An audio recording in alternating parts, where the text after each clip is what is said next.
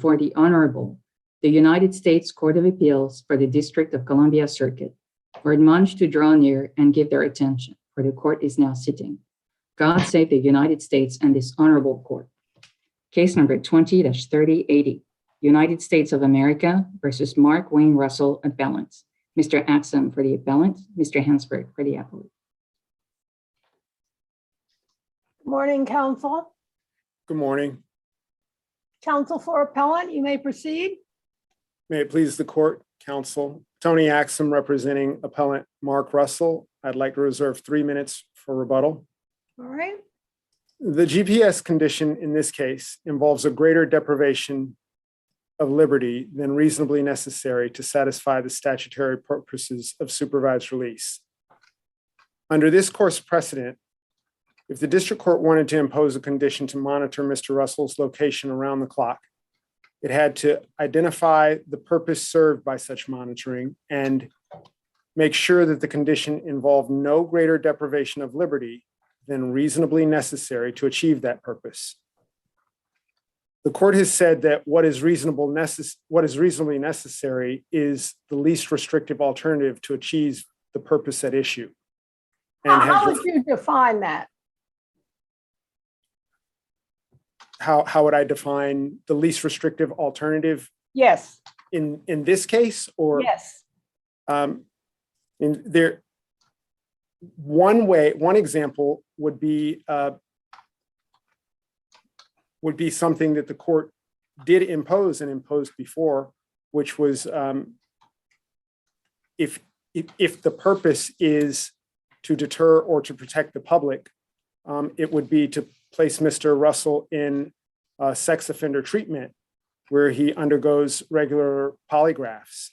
That would both deter, and for 10 years, we know that he didn't have any violations. So it protected the public as well. Axum, why is that a deterrent? I guess I'm not sure I understand. So yes, sex offender treatment relates to the offense and his ability to commit it and his desire to commit it. But first of all, the fact that he previously underwent sex offender treatment and yet reoffended suggests to me that that condition didn't work. So to the extent that you're now suggesting that that was what the court should have done and that alone, I think the facts of this case actually undermine that contention. Well, I'm not saying that and that alone. I'm saying that Judge Rogers asked what a least restrictive condition would be, but I disagree with what you said. What were you going to say? I'm sorry. I disagree that it did not work. It did work for 10 years. At about 10 years, he stopped sex offender treatment. But I should note that sex offender treatment involves routine polygraph exams. And the polygraph exams in themselves are a deterrent because they ask questions about who he has been with, what he has been doing, his sexual activity, and he would be deterred from engaging in unlawful behavior because it would be revealed through the polygraph. So the sex offender treatment, I guess that you could separate out polygraph from sex offender treatment, but they are part and parcel. But the point, I think, as you acknowledge, is it worked for 10 years and then it didn't work because he stopped. So yes. The judge knew that. So what was the judge to do? I'm not sure why it stopped, but doesn't matter. I am sure that the judge, yeah. Yes, I'm sure that the judge could have ordered it to initiate again. But there are other conditions. I mean, the computer monitoring restriction is also a least restrictive condition that deters and protects the public. Even in the context of GPS, the court could have imposed a GPS condition that pinged when he was at certain locations or at certain times. But this is a very broad GPS condition. And I should note, I mean, the court would still have to have identified locations where crime would be more likely, or times where crime would be more likely. if it Well, was going that's to- asking the district court to look into the future, and I don't think that's required in all fairness. And I guess what I'm concerned about here is, I thought you were focusing perhaps more narrowly on the question of, for example, was it necessary for him to wear the ankle bracelet within his home? I'm certainly concerned about that, but my concern is much broader than that. Oh, I understand that, but I mean, given our standard of review here,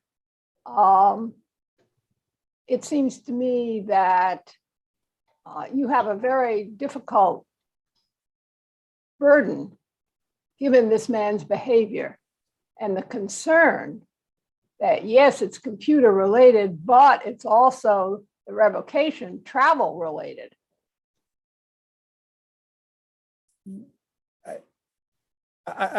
What I would say about travel is that travel is not inherently criminal. And as the district judge said himself, in imposing this condition, he said, he said, so even though he'll be subject to GPS monitoring, as long as he's having interaction with adults, there's no prohibition and no restriction on his movement. GPS does not tell the court what Mr. Russell is doing or who he is with. But It does Mr. not- Axum, as a But result, shouldn't we view the district court statement as acknowledging not that travel is illegal, but given this man's behavior, how do we handle travel without simply saying he cannot leave his home without, I don't know, a law enforcement officer or a probation officer? Your Honor, I would have to strongly disagree that travel is the hallmark of the crime. I agree. I'm not suggesting that, but I am suggesting that as a result of travel and what happened before, he's now where he is, and the district court can't ignore that. And I didn't understand you really to be suggesting that. And that's why I went to this very more limited issue about which I thought was one of your arguments.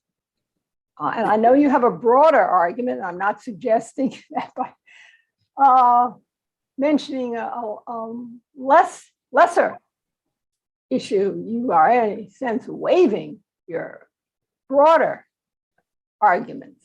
But what about within the home? Well, we do take issue with the GPS tracking his movements, even with in the more narrow confines of the home. But I have to be frank, like that. To my understanding of the degree to which GPS, the logistics of installing the device and whether there is technically a technical way for monitoring within the home to be more limited. Well,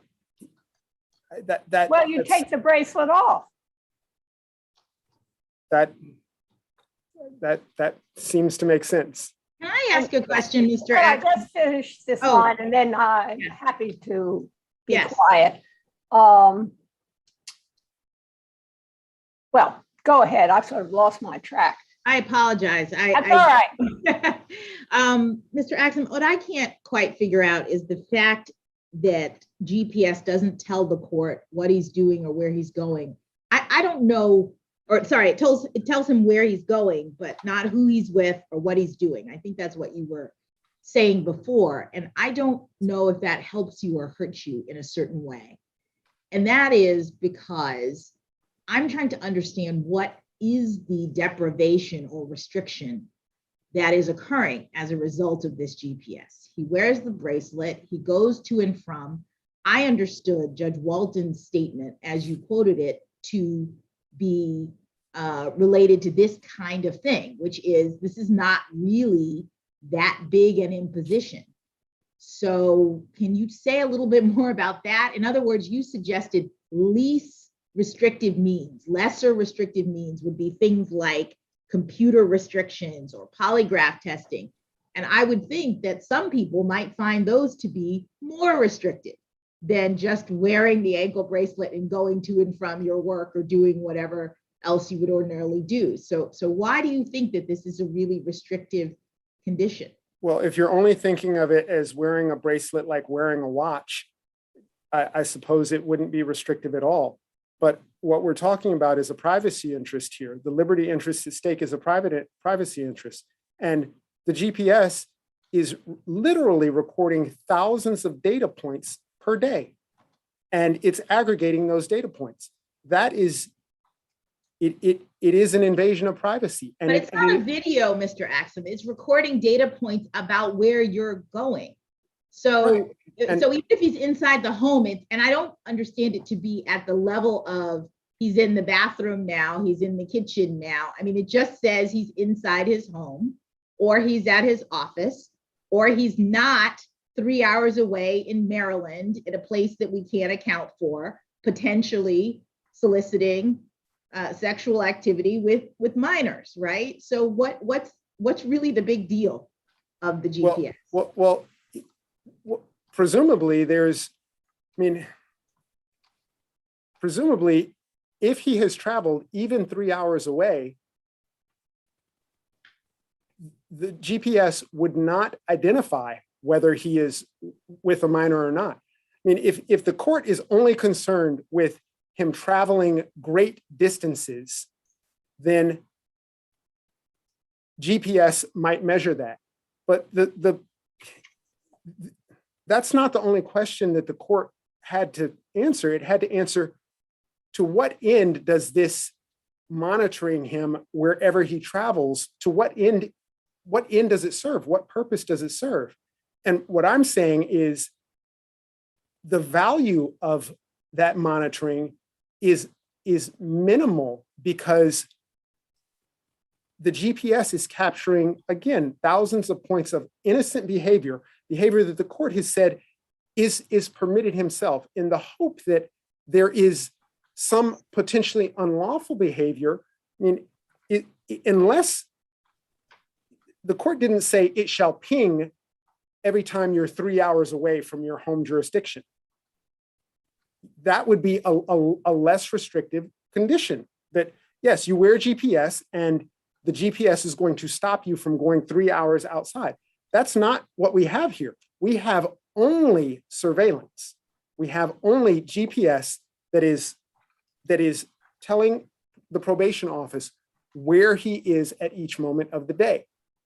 That it's virtually useless information if the probation office doesn't know what he's doing there, or who he's with, or that it's criminal activity. It has to serve a purpose. How does this argument not swallow and ruin any GPS surveillance? I mean, couldn't you say the same thing about drug cases, about any case in which the court has ordinarily or routinely authorized GPS? Precisely because it is not at the level of detail of telling you who they're talking to or exactly what they're doing. It's just surveillance, as you've said. So shouldn't we have a concern that if we accept your argument, that's the end of GPS monitoring? You absolutely should not have that concern, because 3583 accounts for that by requiring that the condition be narrowly tailored. So in the case of a drug case, a case before this court, US v. Hunt, there was a GPS condition because there was also a stay away condition from a drug corner where the defendant had been arrested selling drugs. That is narrowly tailored. That is not what we have here. What we have here is just a broad, open-ended GPS. We're going to look at every single place he goes. And that you can look at every single place he goes, but what I'm saying is to what end, to what purpose? What is that serving? It is not serving. The court didn't articulate how that is helpful.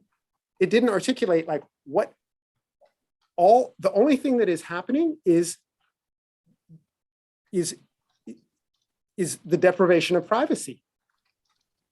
That's all that's happening. The court,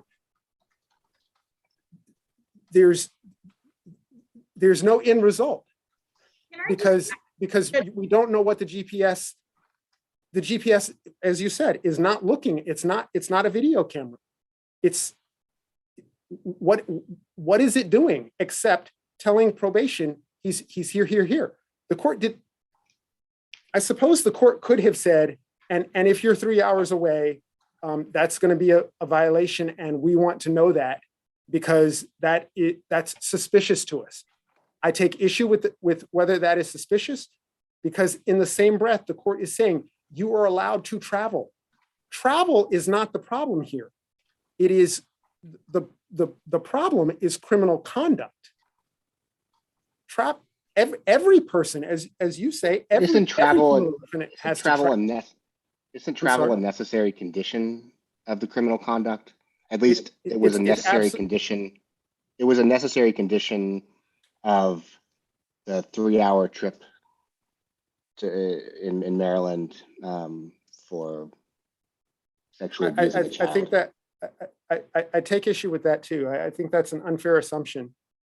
We can say travel was a necessary condition of his reoffense. After the fact, we know that he traveled, but we do not know prospectively. We do not know whether travel was a necessary condition. I mean, he didn't arrange for the child to come to him, right? That's correct. He didn't. Well, then how is travel not a necessary condition?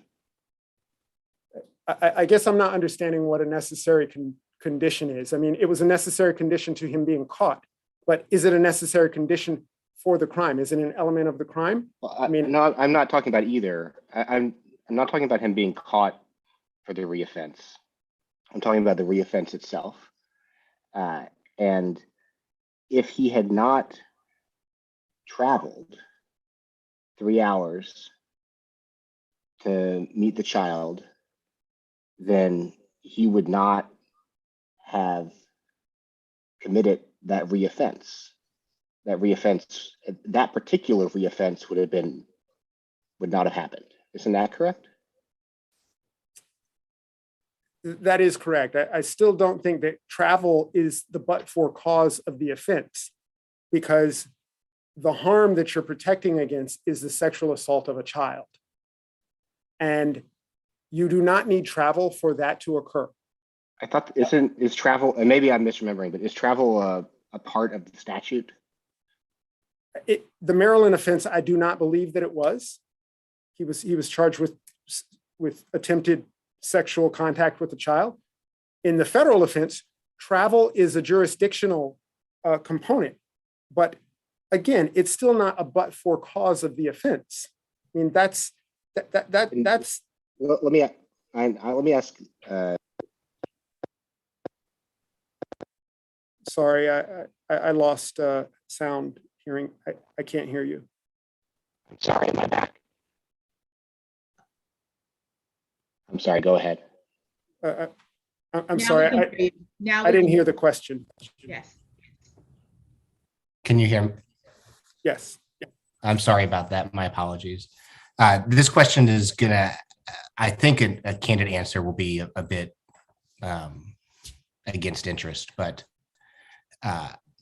if this GPS condition had been in place, do you think it's more or less likely that he would have reoffended? If I genuinely don't know the answer to that.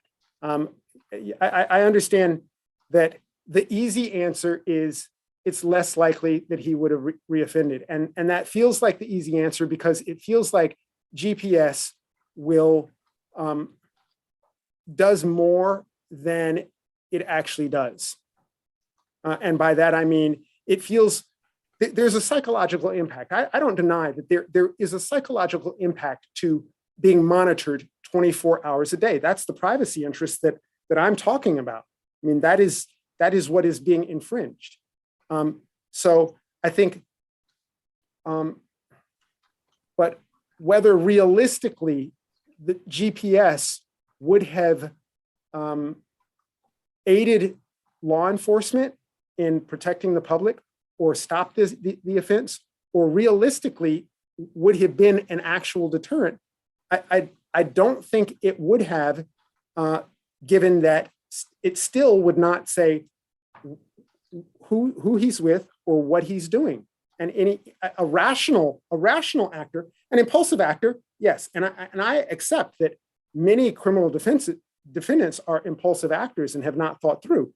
But if we are distilling out rationally, logically, whether GPS can tell law enforcement anything prospectively, it cannot when it is only measuring location. When you combine it with something else, that location is prohibited or that location is where criminal activity is occurring, yes, that it then takes on added significance. But that's my problem with this GPS condition. It is a standalone GPS condition. It does not restrict locations where criminal activity or time or anything else. It certainly would, after the fact, could serve as an investigative tool. But an after the fact investigative tool is not one of the purposes allowed under 3583. Again, 3583 cabins the court's discretion to impose a condition of supervised release. And I should say, in this case, although we are talking about deterrence right now, the district court was very clear. The district court did not utter deterrence. The district court was very clear that this was to protect the public. And that, I think there is very little benefit to be gained from a standalone GPS condition. Mr. Axum, I'm mindful of your time and I have a slightly different set of questions and I'm hoping you can get to really quickly before you're done. Yes. You have an alternative argument, or maybe in addition, at the very least, you say we should send back this case for Judge Walton to conform the judgment to his statements about giving your client credit for time served on supervised release. Yes. I'm a little confused by that because I had not understood that getting credit for previous periods of supervised release is sort of typically what's done in terms of supervised release. I've not seen it before, and it's not actually consistent with my understanding of how supervised release works, that supervised release is prospective, that you're trying to determine what amount of time is necessary for the person to be supervised in order to be rehabilitated. And it really doesn't have anything to do with whether they had previously had a term of supervised release that was, in this case, unsuccessful because he was revoked. So I am wondering whether the judgment actually states Judge Walton's true intention, that he may have misspoke on the bench when he said time served. And so if we're sending it back, is the idea that he needs to clarify what he actually meant? I don't know that we can just say this was clearly a typo, so just say time served. Do you understand my concern? I do understand your concern. And what would be your reaction to that? Well, my initial reaction would be there was a time. I know that the supervised release statute was amended sometime within the past, I want to say 7 years, and forgive me for not knowing exactly, but there was a time when supervised release was the time that you had served or the time that you were given as a revocation was routinely subtracted from the time remaining on your supervised release. The supervised release statute was amended, and I understand that that is not normally the practice now, but there is nothing that prohibits it. Yeah, but now. that's not what he says. So the statute previously said that if you get a revocation term, if you're revoked and the court gives you 24 months of imprisonment, then if you get another period of supervised release, you subtract the 24 months. It's the term of imprisonment that was imposed that was subtracted from the subsequent term of supervised release. Here, that's not what Judge Walton says. He says, obviously, he's given credit for the time he's already been on supervised release. That I've never seen, and it doesn't really make sense in a way. So what I'm asking you is, when you say send it back, is it your understanding that Judge Walton actually intended for him to have 20 years because he'd already spent 10 years on supervised release? Is that what you're asking the remand to be about? Yes. To be frank, I am not sure what Judge Walton intended. And as all criminal defendants, I can only proceed based on what the judge said. And he said that my client would receive credit for time served on supervised release. That I should note that these very lengthy terms of supervised release overlap with the time that I'm talking about when the supervised release statute was amended. There was a time when the maximum term of supervised release was 5 years. I understand that time has since passed, but courts have not frequently been in the position of having a 30-year or lifetime term of supervised release. In sex cases, that's the standard. In sex cases, you that have is very now. lengthy. Yeah. Yes. I mean, you're very, very lengthy. And I understand this is helpful. I'm sorry, I didn't mean to sidetrack, but so if there is an ambiguity, if we don't really understand what Judge Walton meant, the send back wouldn't just be conform to what you said. It would be, you need to clarify what the term of supervised release is that you intended, right? I'm not sure that I can agree with that. I mean, the judgment should say 30 years supervised release with credit for time served. That's that.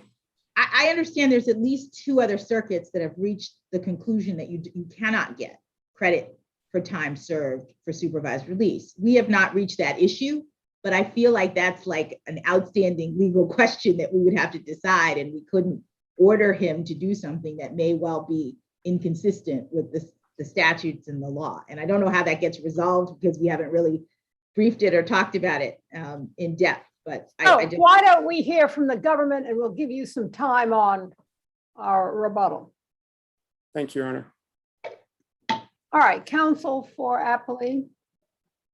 Good morning, and may it please the court, Eric Hansford for the United States.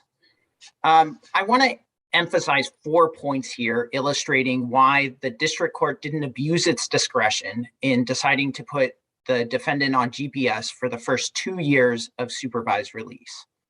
First, the defendant his underlying offense is a travel sex offense, making it especially sensible to monitor his movements during supervision. Second, the defendant is now a repeat offender in committing these sorts of offenses, justifying and necessitating more close supervision the second time around. Third, this court has repeatedly upheld a very similar condition, monitoring condition, which is computer monitoring in these sorts of cases. And that poses almost identical privacy considerations to what we've been talking about with travel, but this court has repeatedly upheld that as we go through on our brief on pages 32 to 33. And finally, other circuits have consistently upheld GPS monitoring for sex offenses involving children, even when those offenses don't involve travel. And so where you have someone like the defendant, where he has a travel sex offense, and he has repeatedly traveled significant distances in attempts to sexually abuse minors, it is within the district court's wide discretion to impose GPS monitoring. I do think that it's worth looking at those computer monitoring cases, because I think the concerns about privacy that would relate to movement monitoring would be basically parallel for computer monitoring. But this court has upheld computer monitoring, has not seemed to see computer monitoring as a difficult issue. Do you see no difference between wearing an ankle bracelet 24 hours a day and saying you can't turn on your computer and use it for certain reasons? I think under the Supreme Court's case law, the computer monitoring is the more invasive condition, the more invasion of an expectation of privacy. If you look at a case like Riley, whereas the Supreme Court, obviously this court has the Maynard case, but the Supreme Court has never said that kind of monitoring of public movements is a violation. But I think I take it that they may be comparable invasions of privacy. But I think what is the exact computer restriction? Is it that you can't go to certain sites, or what exactly is being restricted? so in those cases, I think there's a package of restrictions. So often, first of all, in those cases, including in this case, there is a ban on using computers except for with permission of probation. And then even when you can use a computer, monitoring software is installed on the computer. You have to make your computer available, and this includes cell phones or internet connected devices, available for inspection by the probation officer. There's a mandatory or an approved condition under the Adam Walsh Act in the same subsection 3583D that says that police officers can do searches of houses, computers, cars with reasonable suspicion, and that probation officers can do those sorts of searches in carrying out their supervision duties. So I think there are many ways that you can monitor anything that the defendant is doing online. And this court has routinely upheld those sorts of conditions. This court has also upheld in the Lori's case a limitation on using only one personal internet connected device in order to facilitate computer monitoring, saying that that makes it more cost effective for probation and therefore it's a reasonable restriction. So I do think the computer monitoring cases really are parallel to the GPS concerns in this case. Judge Rogers was asking some questions about possibly not having monitoring in the house or allowing the defendant to remove his GPS monitor in the house. I don't think there's been any argument or any showing that that is something that's feasible.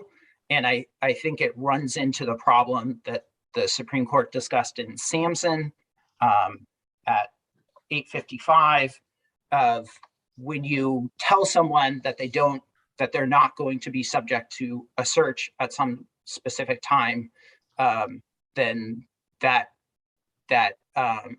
planned random searches would allow people to anticipate when the searches happen. So in other words, I'm not aware of a way to say the defendant, as long as he's in his house, wouldn't have to use the GPS device. How would you be able to verify that he's in his house if he's not wearing the GPS device, if he's allowed to take it off? I thought you were going to answer that. In other words, he would invite the person to come to him rather than he go to the person. I mean, I think that's a concern, though I'm not sure it's one that would be directly addressed by GPS. But I just don't know practically how you would be able to have a condition that would allow you to take off your GPS device. So the answer is you don't know. I just want to be clear about this because we're talking in such generalities here.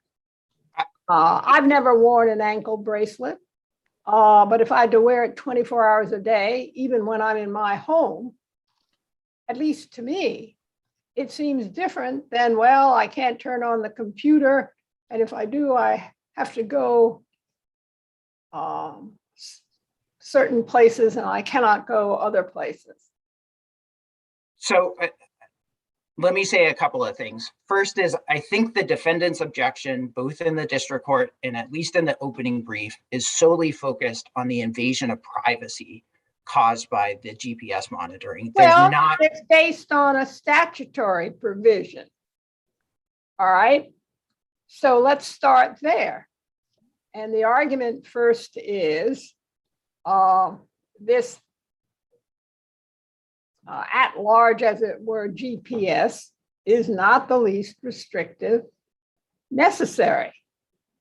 And I think Judge Walker's questions were trying to get at, in the context of this case, is that a reasonable basis on which this court could say it was an abuse of discretion for the district court to impose this standalone GPS requirement?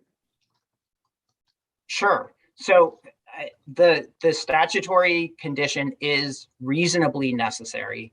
This court has said in one case that it's a least restrictive means test, which I think in isolation almost sounds like a strict scrutiny test.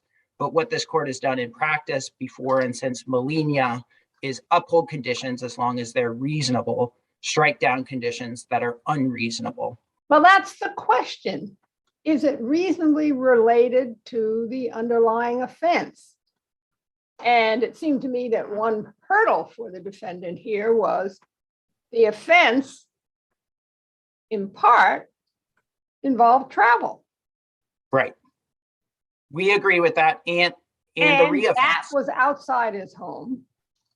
And if he's in his home, and you always know when he leaves his home, doesn't that address the travel concern? And I think you're telling me you simply don't know, and the defendant hasn't offered any evidence to show that a GPS has this capability. So I am not answering, I don't know. I am answering, I don't think it's possible. Well, that's the same thing, isn't it? You don't know. If it were possible for him not to be wearing it in the house, because he'd be in the house, but if he left the house, bells and whistles would ring, and he'd have to go back in and put it on in order to be in compliance with the order. But I think that would still mean GPS monitoring. I mean, that still means GPS, he's somehow being monitored so that you know if he's leaving the house. It is not possible, as far as I understand, to have something where he'd be able to remove the GPS monitor and nonetheless be able to tell if he's traveling outside the house. So your understanding is once the district court imposes a GPS requirement, it's a 24-hour every day of the year obligation to wear it. And it probably is put on in a way that the defendant can't take it off without some government assistance. That's correct. And I think there are times when you wouldn't always be monitoring it, such as if you have a curfew condition. So in that case, you might only be monitoring the GPS data. Yeah, but the defendant has no control over that. That's correct. And that wouldn't apply in this case where the defendant could obviously travel at any time. And so anytime the defendant would be traveling would be a concern. There's no like time of night when we could say we wouldn't have a concern about that. And so that's why the district court imposed this sort of condition.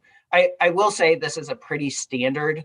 GPS monitoring is not an unusual condition. In fact, it's a mandatory. In drug cases, I'm thinking of the Supreme Court, the evidence offered was that, this was a repeat seller. He was a supplier. The police had monitored him before. And so when they put a monitoring on his car, tire somewhere, he was going to sell drugs. That was what he did. So I thought the situation was more encompassing, and the government tried to make that clear. And so the only question I had in this case is, given this statutory provision, was there anything else that the district court was required to find or to condition? So I think it's just that it's reasonably related to the offense, which I think everyone agrees it's a travel offense. And so monitoring his movements is reasonably related. Well, Mr. Axum counsel for appellant doesn't agree with that. I think that's true that in his opening brief, he disagreed with that. That hasn't come up. Mr. Hansford, maybe I'm thinking about this in a different way, but I had understood, first of all, that there could be different kinds of GPS that is used by law enforcement, probation, et cetera. So that in cases in which we're talking about the police attaching a GPS device to someone's car or bicycle or whatever, that is like a totally different animal, because in that situation, they are investigating criminal activity. They are surveilling people for the purpose of determining whether they're engaged in criminal activity. That's like a different thing than a situation here where GPS is being imposed as a condition of supervision after someone has already been convicted of a crime in order to deter or protect the public or something else. It's sort of like the goal of the GPS might help us to understand what its scope is, allowable scope, and the need for it. All right, so separating those two out, this is not the, put it on the bicycle or put it on the car to figure out if he's committing a crime case. This is the latter.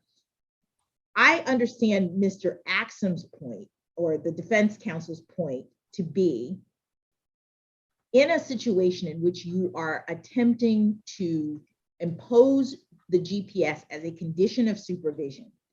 The court is doing that in order to ensure compliance with some other condition.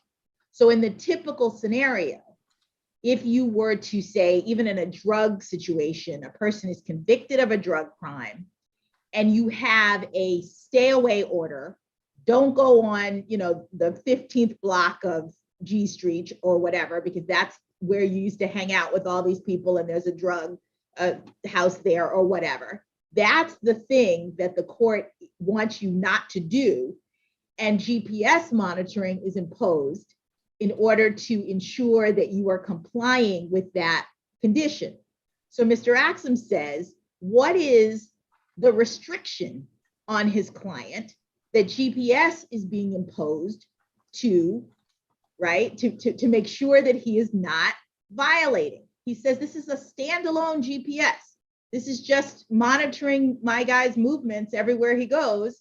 And I don't understand why that's consistent with the way we normally think about GPS being imposed in this context. So what's your reaction to that? So I think preliminarily, I don't think it's correct that GPS has to be imposed to monitor other conditions. GPS itself provides direct deterrence, as the Seventh Circuit discusses in the Ballou case, as other circuits have consistently found, as the study that the Ballou case cites discusses from the Institute of Justice. So there's the study from the Institute of Justice. It's of high risk. The Seventh Circuit cites this study, and we cite the Seventh Circuit citing the study, but I think it's worth looking at the study.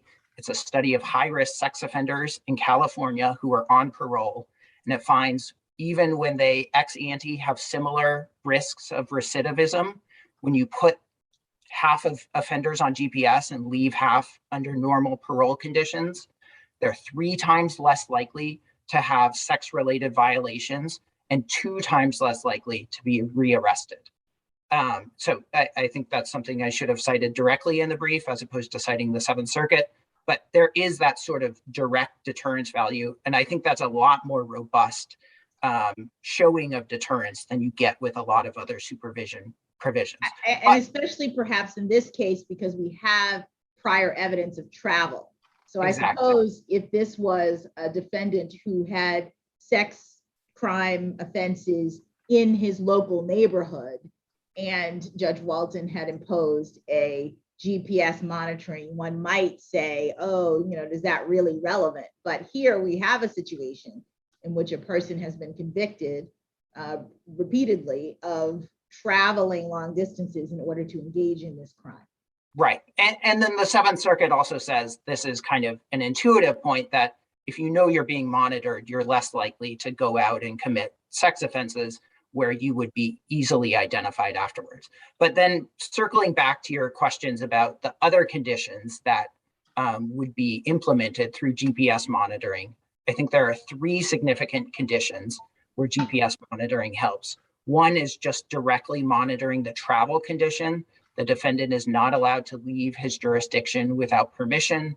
And the district court noted the original underlying offense required interstate traveling from Maryland to the district, which is what the defendant did in that case. And so it monitors that travel restriction. In addition, I'm sorry, just to be clear, there was a travel restriction in this case. Correct. That's correct. Then there's also a restriction on his having contact with minors. Now, minors are obviously everywhere, so the GPS can't, beat every time he's near a minor. But if the GPS shows him spending significant time near a high school, or even spending significant time at an unfamiliar location, the probation officer can then take that GPS information and go investigate what the defendant is doing. And the Ninth Circuit in Lopez cited that sort of rationale for upholding GPS monitoring for someone who was convicted of sex offenses involving children. The third condition that's being implemented here is the computer monitoring condition. The computer monitoring condition failed to prevent his reoffense, which again involved him seeking out children on the internet. The probation petition. How does GPS monitor that?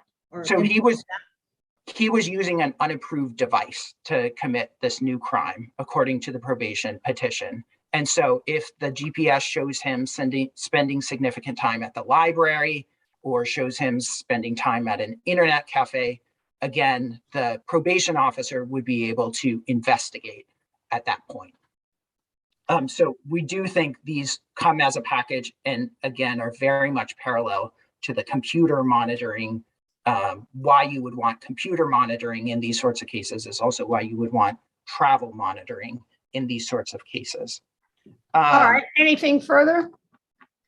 If Judge Jackson wanted to talk about the issue with the sentencing, with whether or not to remand on. Yes, why don't you respond to our discussion? Sure. So I guess we did, it is the case that the district court could have imposed 30 years of supervised release, could have imposed lifetime supervised release. We read the transcript to say that the district court, perhaps due to a misunderstanding of law, but the district court was saying that the defendant was going to be given for time previously spent on supervised release. That's certainly not mandatory, as we cite in those circuit decisions, but I think it is up to the district court upon resentencing how long to impose for supervised release. So we do think it's at the very least appropriate to remand for the district court to clarify in that case. And I think whether or not it's a clarification or whether or not the district court's bound by its oral pronouncement has to do with whether or not this court's Love decision goes through this, but whether or not there's an ambiguity, this court views it as an ambiguity, or this court views it as inconsistent with the oral pronouncement. But the oral pronouncement does control in terms of what the judgment in the case is. And what result if we were to research it and determine that you cannot give credit for time served for supervised release as a district judge? And he said that's what he was doing. Does that change what it is that this court would do or say in remanding it? Yes, I think that would change it. It's not That is not my understanding of the law. Perhaps I missed something, but my understanding Yeah, is it's not briefed either. right. But my understanding, we did cite the circuit cases in our brief that say the district court doesn't have to. But No. But you agreed with what the defendant was asking for in your brief. That's correct. All right, which was, clerical error almost. All right. So let's hear from counsel for appellant.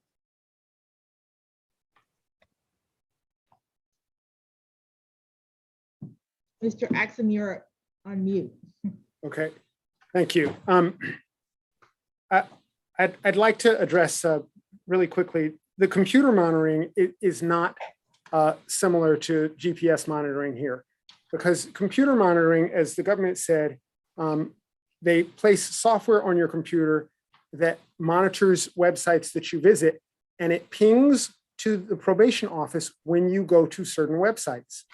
So it's not monitoring software that is sending up to date, like second by second information about what you are searching. I mean, there are prohibitions, and all I'm suggesting with GPS monitoring is when they're not prohibitions, all you are doing is looking at every single person, every single place the person is, and retrospectively perhaps using that information as an investigative tool.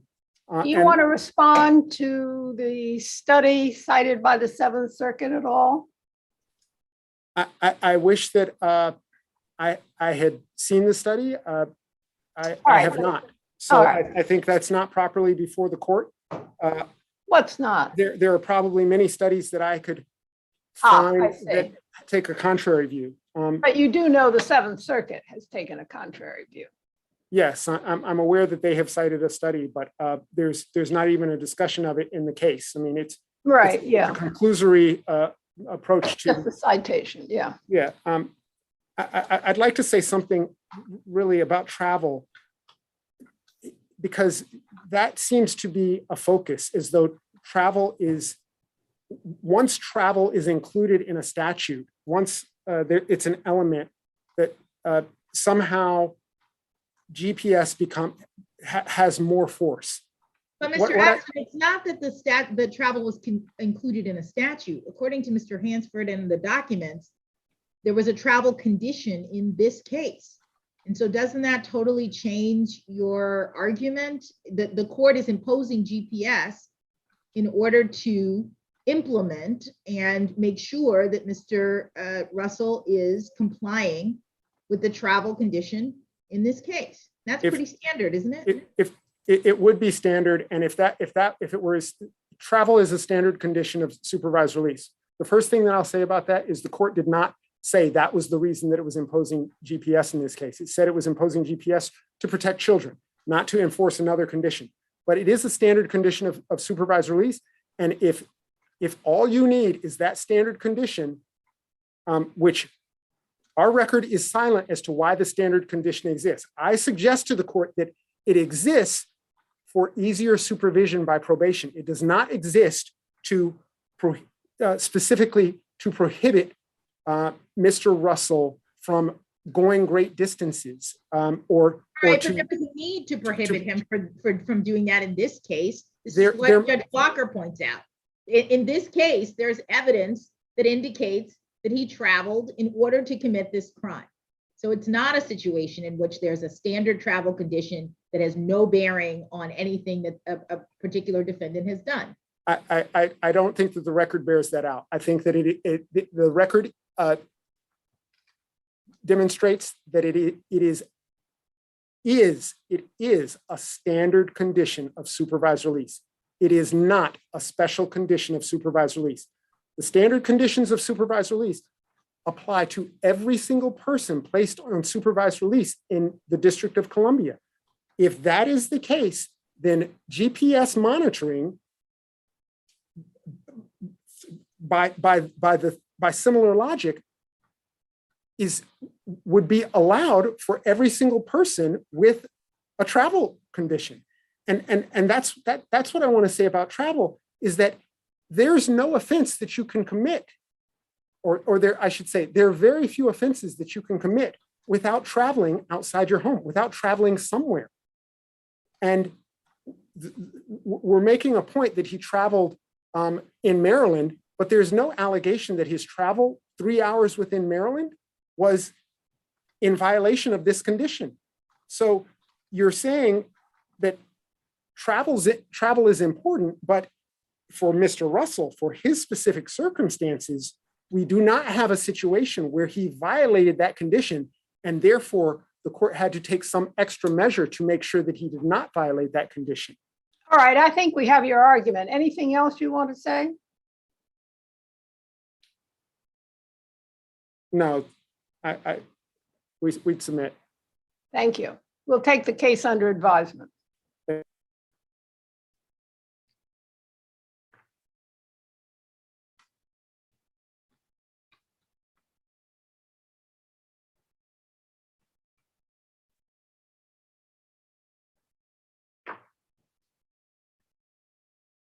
Case number 21-5166, Loper Enterprises, Inc. et al., Appellants, Cape Trawlers, Inc. et al. Versus Gina Raimondo in her official capacity as Secretary of Commerce et al. Mr. Bollinger for the appellants, Mr. Helinen for the appellates. Morning, Your Honor. Good morning. May it please the court. Eric Bollinger for all appellants. This case rests on a simple question. Does the government have statutory authority to impose industry-funded monitoring on the New England herring fishery? Is there a simple answer? It does not. And Congress spoke clearly that. So why don't we talk about that? Yes, Your Honor. First, the statute doesn't contain any grant of authority, explicit or implied, to shift the monitoring costs onto the New England herring fishery. And second, and what this court should learn from Congress here, is that the statute does explicitly grant the government the authority to shift monitoring costs onto fishermen in 3 specific instances: the North Pacific fishery, limited access privilege programs, and foreign fisheries, none of which apply here. And this paints a clear picture. Congress never intended to grant this extraordinary authority to the government beyond these 3 fisheries. So let me ask you, just generally, what do you do with respect to the context here that Congress knew this was an industry-funded operation?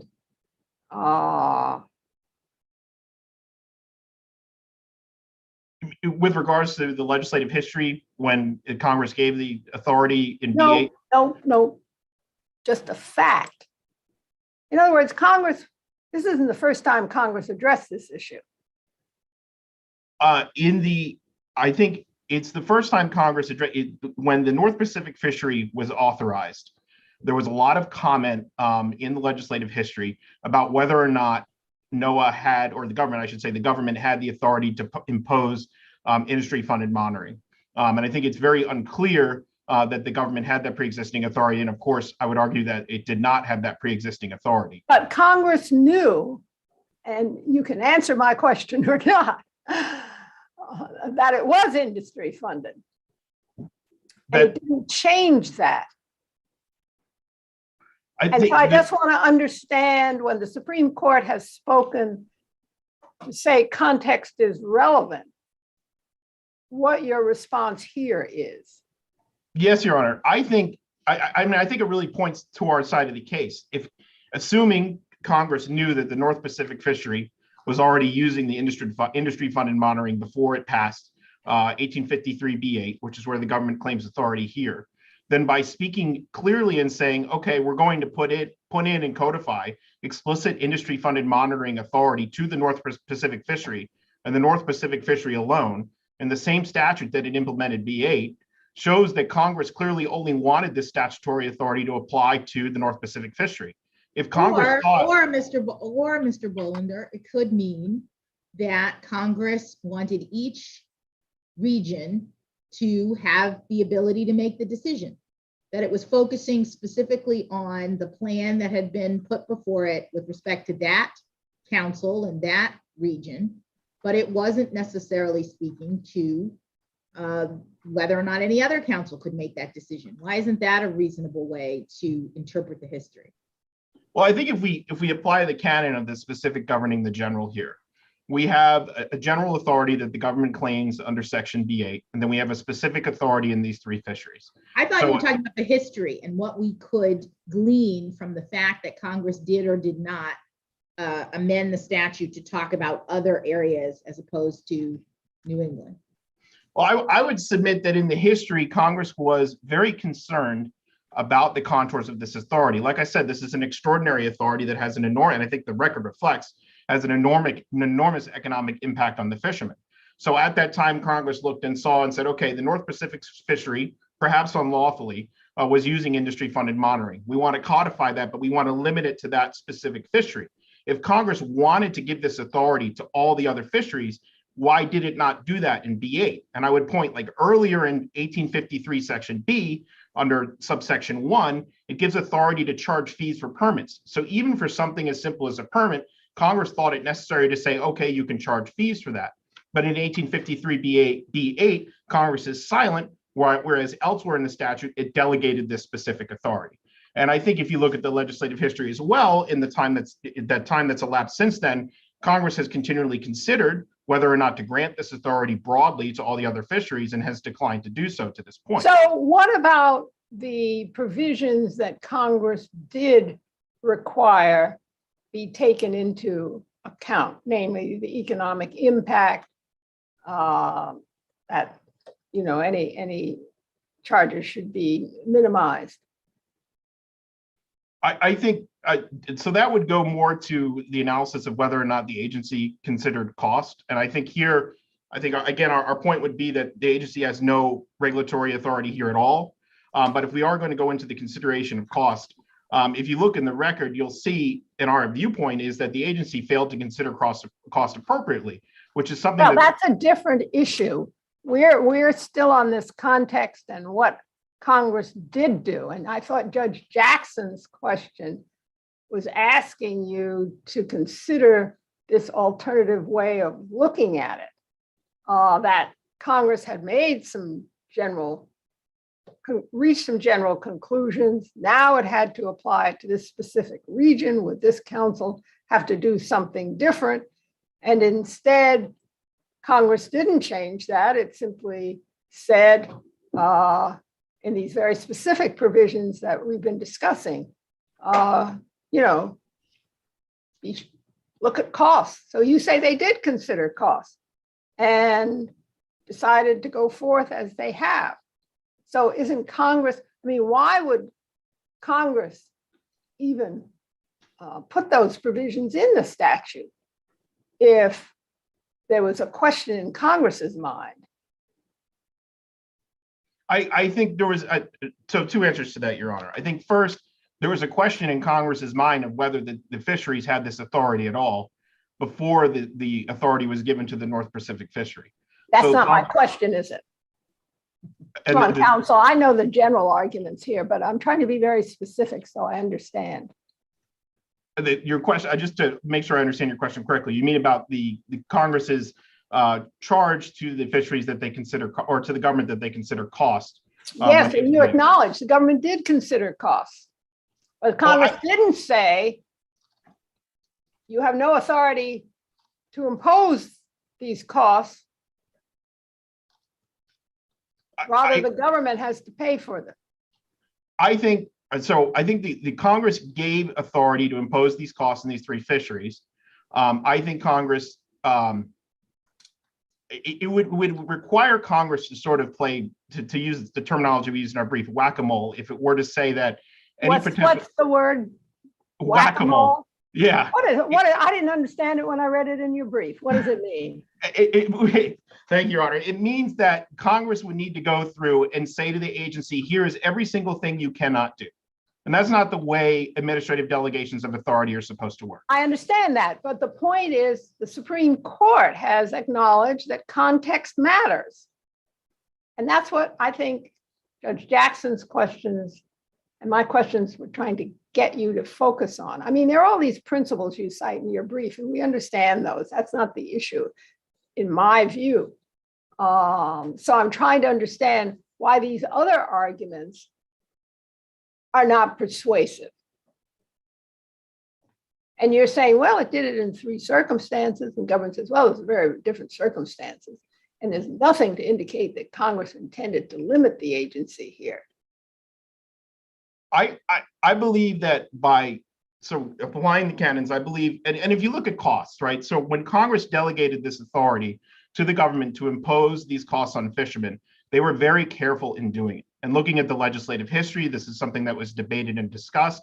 Looking at the specific programs, such as the limited access privilege program, there's caps on the amount of costs that can be imposed on the industry. There's a geographic and there's a class of fishermen scope. So I think Congress was very cognizant of the cost that was imposed on the industry. No question about it. And it put this burden on the agency to consider costs. But it didn't say, either directly or indirectly, in the context of what had been going on. And I understand we have to look at what Congress has authorized, not what Congress has said you can't do. But here, why would Congress have added these provisions if it intended not to have the observers be industry funded? I think Congress intended for observers to be industry funded in only these 3 specific circumstances. But why then would it put the other provisions in? That's what I'm asking. So those are just under your argument, surplusage. Yeah, I believe so. Section B8 doesn't speak, the 1853 B8, which is where the government claims authority here, doesn't say anything about shifting costs. All it authorizes is, Mr. Bolander, doesn't that hurt you? I mean, this is precisely what Judge Rogers is saying. B8 allows for these plans to require that 1 or more observers be carried on board the vessel. And it doesn't say, and the government has to pay for it, or you can't shift the cost to the industry. So to me, the silence could mean that Congress contemplated that the agency would take into account costs, as Judge Rogers points out, and as reasonable, as necessary as the agency thought it appropriate, it could authorize a plan that shifts the costs. Congress doesn't prohibit it, and against the backdrop of what you're saying, that there is real serious concern in Congress, you would think they would have said, don't shift the costs. Your Honor, I think the government's argument, and I understand what you're saying, is that it doesn't say in there that you can't do it. And our response would be that when for an agency to act, it needs a delegated authority from Congress. So here, it's not the fishermen that need to show that we do or do not have congressional delegation of authority. It's on the agency. And right here, can that delegation be implicit? Must it be explicit? And why isn't the language in B8 saying, specifically speaking to the issue of observers being required to be placed on vessels? Why doesn't that carry with it an implicit authority to make a determination regarding who pays for that? I think, first of all, it's an extraordinary authority to place. I mean, this is not your typical compliance cost that you would think about. It's a human, it's an intrusive observer, it's someone that's on your boat, that watches you fish, that sleeps in a bunk. This is not like the type of net that you need to use. And also the cost is significant. And I would say that, by delegating this authority explicitly in 3 other fisheries, and I know I'm repeating myself here, Congress showed that this sort of extraordinary authority, this sort of extraordinary intrusion on the fishermen, including the extraordinary inclusion of cost, is something that Congress needed to specifically delegate. And by speaking— All right, so your argument is the 3 specific provisions end the argument. Your Honor, that is our prime. We have other arguments, but our primary argument— I don't know, but a lot of them are canons and that sort of thing. And we've been trying to examine them, even though you're resisting answering the questions, and I understand that. But I just want to be clear. It's the 3 provisions. That's the 3 That's your strongest argument? Yes, Your Honor. Well, the strongest argument, I think, is that there's silence. There's silence in the statute. There's nothing that says that Congress can have this general authority over the New England herring fishery.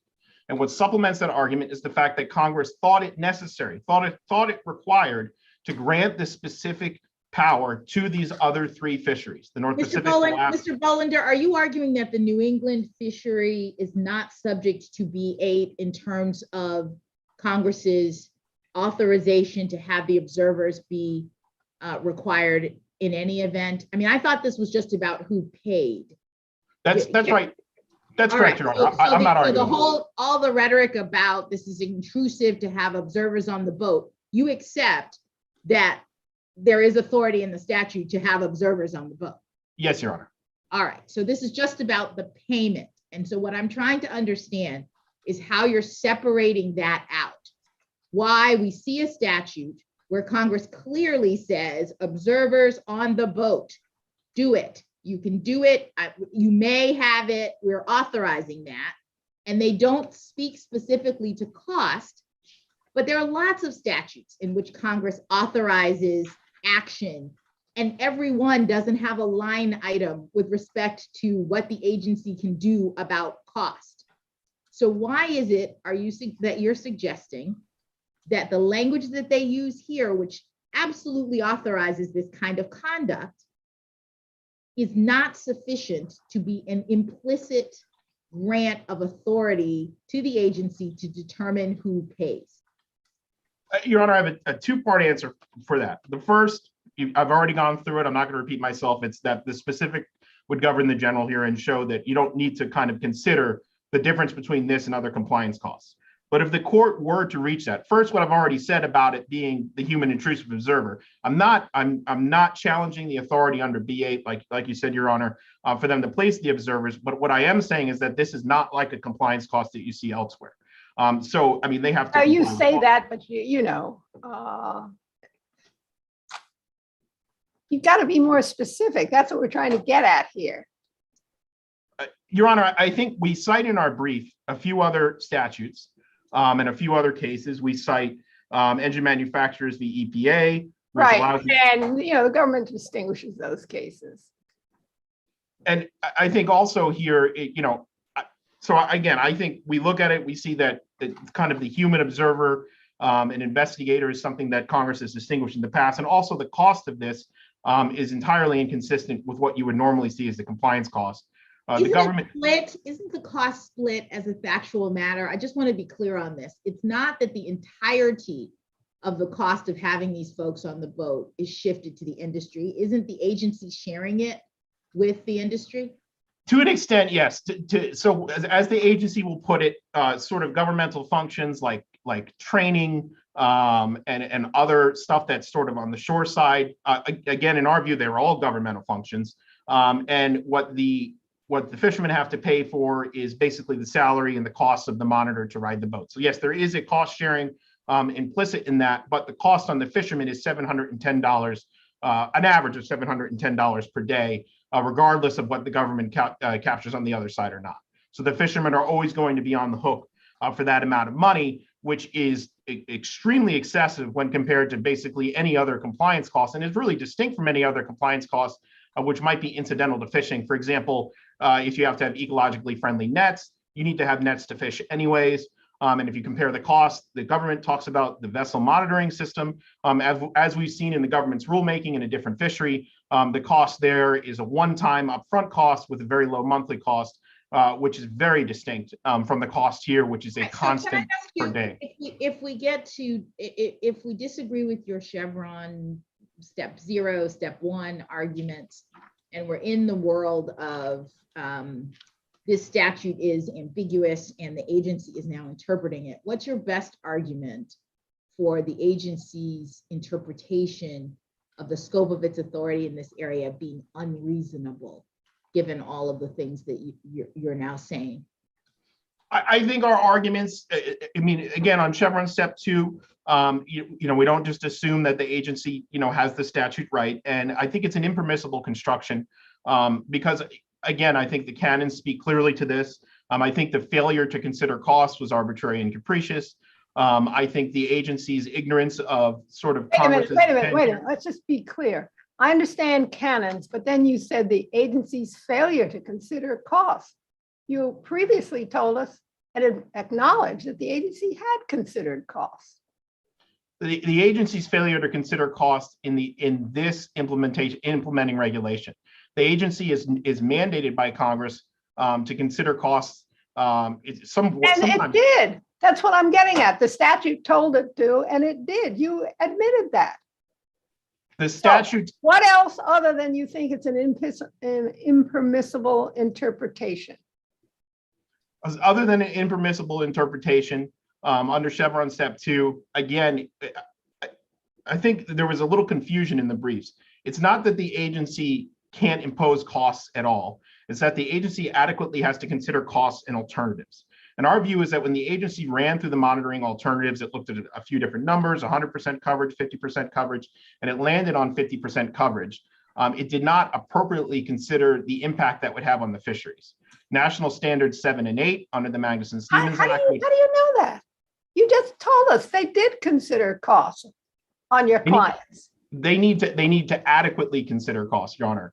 And all right, and so you said what? They didn't consider enough alternatives?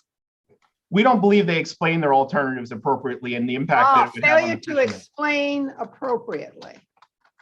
Okay, so even though they said we looked at all these alternatives, I think they need to consider the impact this would have on the future of the fishery. I mean, if you look in the record, there was an indication, and it did happen, that there would be a 70% cut in quota in 2019 on the herring fishery. This is on top. So quota is like how much fish they're allowed to catch, and that's under a different provision of the statute. That's a different issue, isn't it? A quota on the number of type of fish you can catch. Your Honor, it implicates. There's no suggestion the agency wasn't aware of that. No, I mean the agency was aware of it, and in our view, failed to consider the economic integrity of the fishery going forward. $710 a day, and there are commenters that said this as part of the record is potentially ruinous to the fishery. You combine that with the 70% cut in herring quota reduction, which was anticipated and did happen in 2019, and you have a $710 per day charge on top of that. Do we have any declarations that this is devastating to your clients and they'll go out of business? Our clients have not submitted a declaration to that. No, yes. So that's just speculation on your part. There's nothing before the court, and I don't know what there was before the agency because you haven't cited it. Our clients. So other than failure to explain appropriately and your failure to consider the future of the fisheries as a result of this 70% reduction, what else? I just make a very brief point, Your Honor. In the comments, it's not a declaration, but in the comments, our client did raise what a 70% quota might impact their business. So the agency was aware of that. And then our view is that the agency adequately failed to consider that. And what would they have to do that they didn't do? I think they would need to honestly assess the future of the fishery. Whether or not the fishery would go bankrupt, whether or not. Well, you said there were no affidavits, and none before us about bankruptcy looming. Yeah, Your Honor, I just believe that the comments paint a picture of that possibility and that the agency needed to adequately consider that possibility. All right. Anything further? Your Honor, one other point we made in our briefing is that the agency prejudged the legality of the omnibus amendment. Obviously, this is an alternative argument to our primary argument that there was no statutory authority here at all. But you got to think about it as the omnibus amendment. An analogy is it's sort of like Congress passing a statute, and then the regulation is the implementing regulation. Our view is that the comment period was open. The omnibus amendment was still being, so the omnibus amendment, which is created by the council, was being judged on its legality, or I should say evaluated on its legality by the government.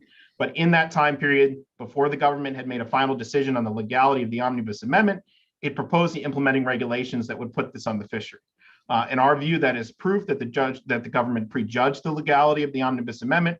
The government needs to consider comments, not just as a matter of grace, but give them serious consideration. And we think the government failed to do that here. And so we believe there's an issue of prejudgment on this as well. Great. All right. Thank you. Let us hear from the Appellate. Good morning, Your Honors, and may it please the court. My name is Daniel Helinen for the government in this matter. So in section 1853B8, Congress authorized the National Marine Fisheries Service to adopt requirements to approve requirements in fishery management plans that include the requirement to carry observers on industry vessels participating in these highly regulated fisheries. And that's exactly what the agency did in approving the omnibus amendment here and in adopting the implementing regulations. In section 1853.8, Congress authorized the agency to impose these requirements and without limitation based off of funding or anything like that.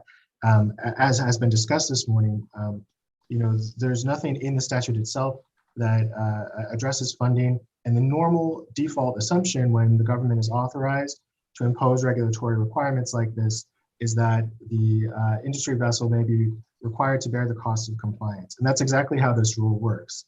And what do you cite for that? What's your strongest? The normal default.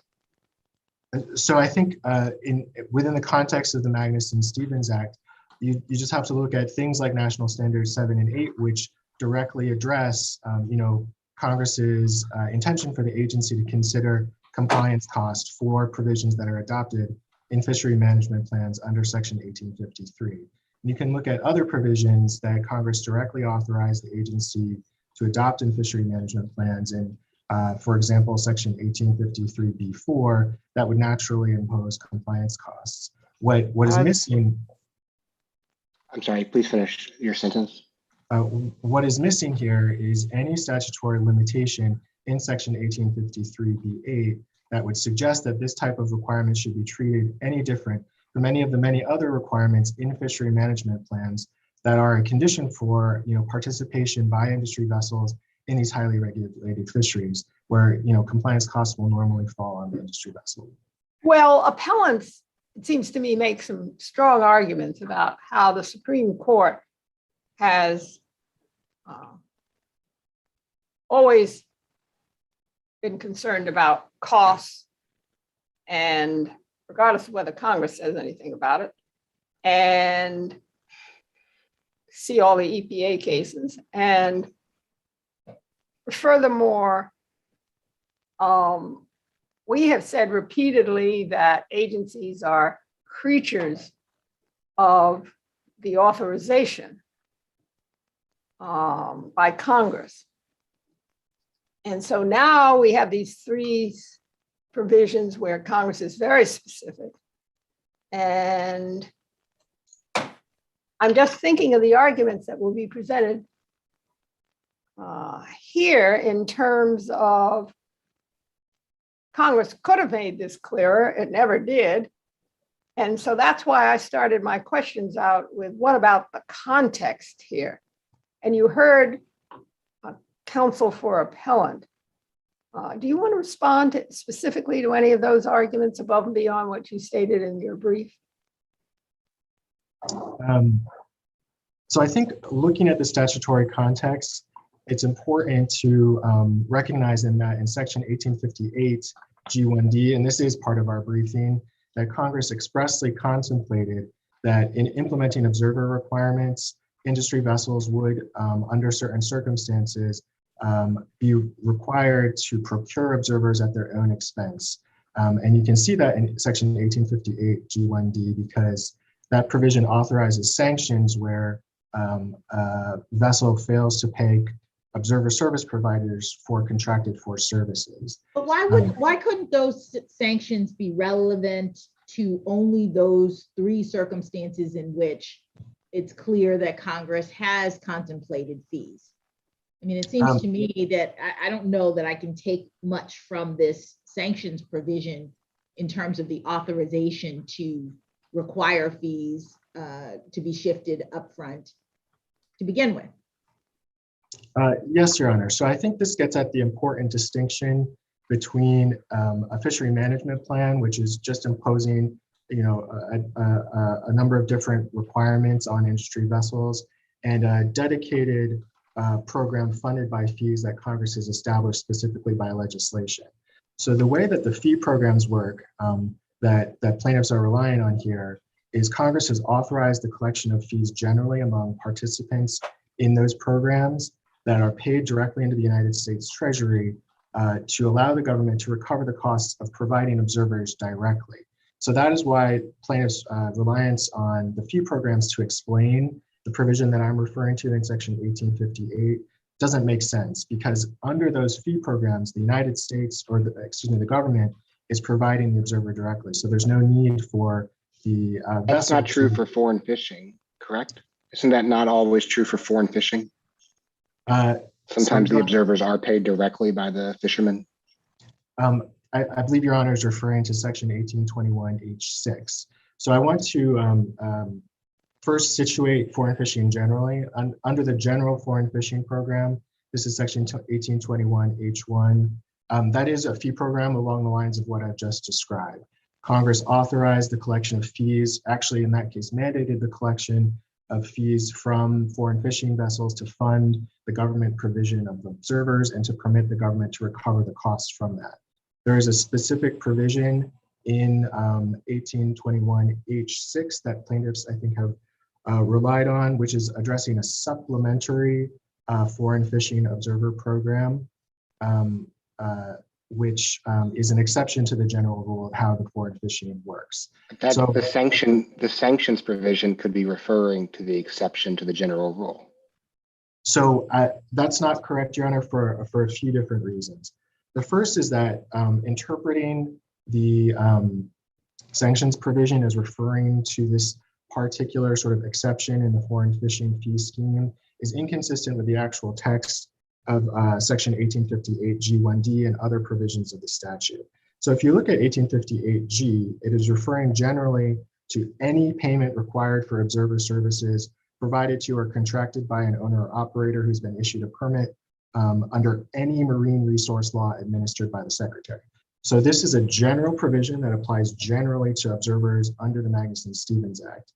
And the Congress specifically chose language in that provision that applies generally to any type of observer, including the types that we're talking about here under 1853B8 fishery management plans. So that, I think why not the fee-based program?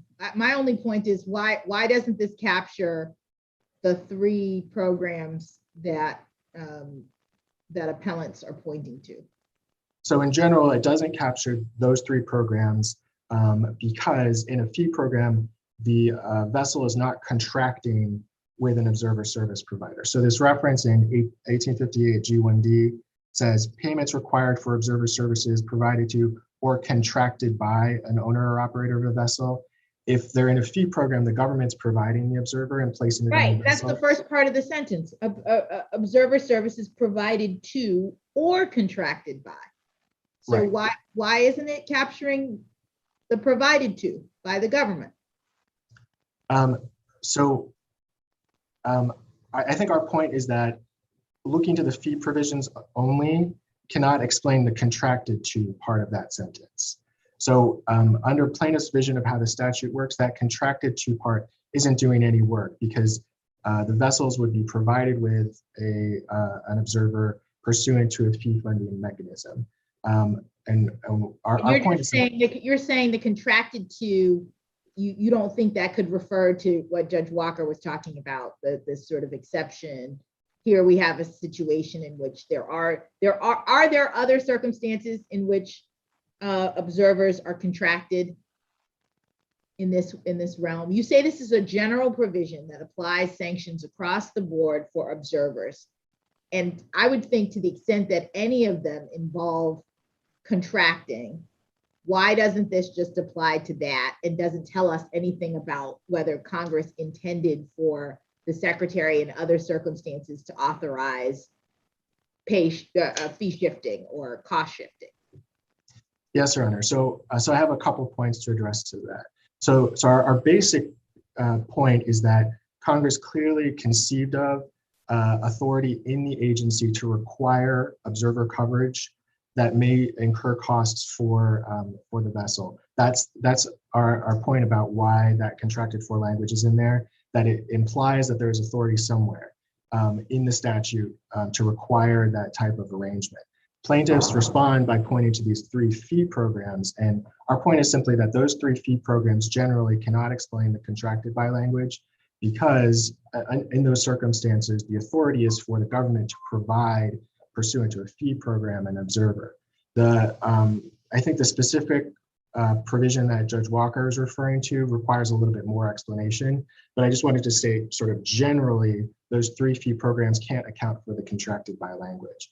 Now, as to this supplementary observer program, which is sort of an exception from how the foreign fishing authorization works generally, my point here is that, so first of all, if 1858 G1D's use of this contracted by language was specifically about the foreign fishing program, that's just sort of an odd way to draft the statute, in that this is a sort of exception, a supplementary observer rule. The second is that when you actually look at section 1821H6, it's not actually addressing contractual relationships. It's specifically referring to authority in the agency to establish a schedule of fees that would be paid by the vessel. So this isn't talking about sort of contractual relationships where you're incurring costs pursuant to an observer coverage requirement, which is what's at issue in the rule before the court today. That's simply directing the government about a procedure to follow in the event that there's insufficient appropriations to fund the foreign fishing observer program. So I think that. Well, let me kind of zoom out for a minute. Mr. Bollender, in addition to his expressio unius argument, emphasized the silence here. And your response seems to be, well, this is just sort of the normal default. And to me, that is kind of the heart of the case, not even so much the expressio unius, but when Congress is silent in a situation like this, is the agency doing the kind of filling in the details that normally happens, or is this something pretty weird? And here's why it seems pretty weird to me. These monitors seem somewhat analogous to inspectors. And so, I'm curious if you can speak to other contexts, other situations where the agency is sending around inspectors and the regulated parties basically pay the salaries of the agency employees. So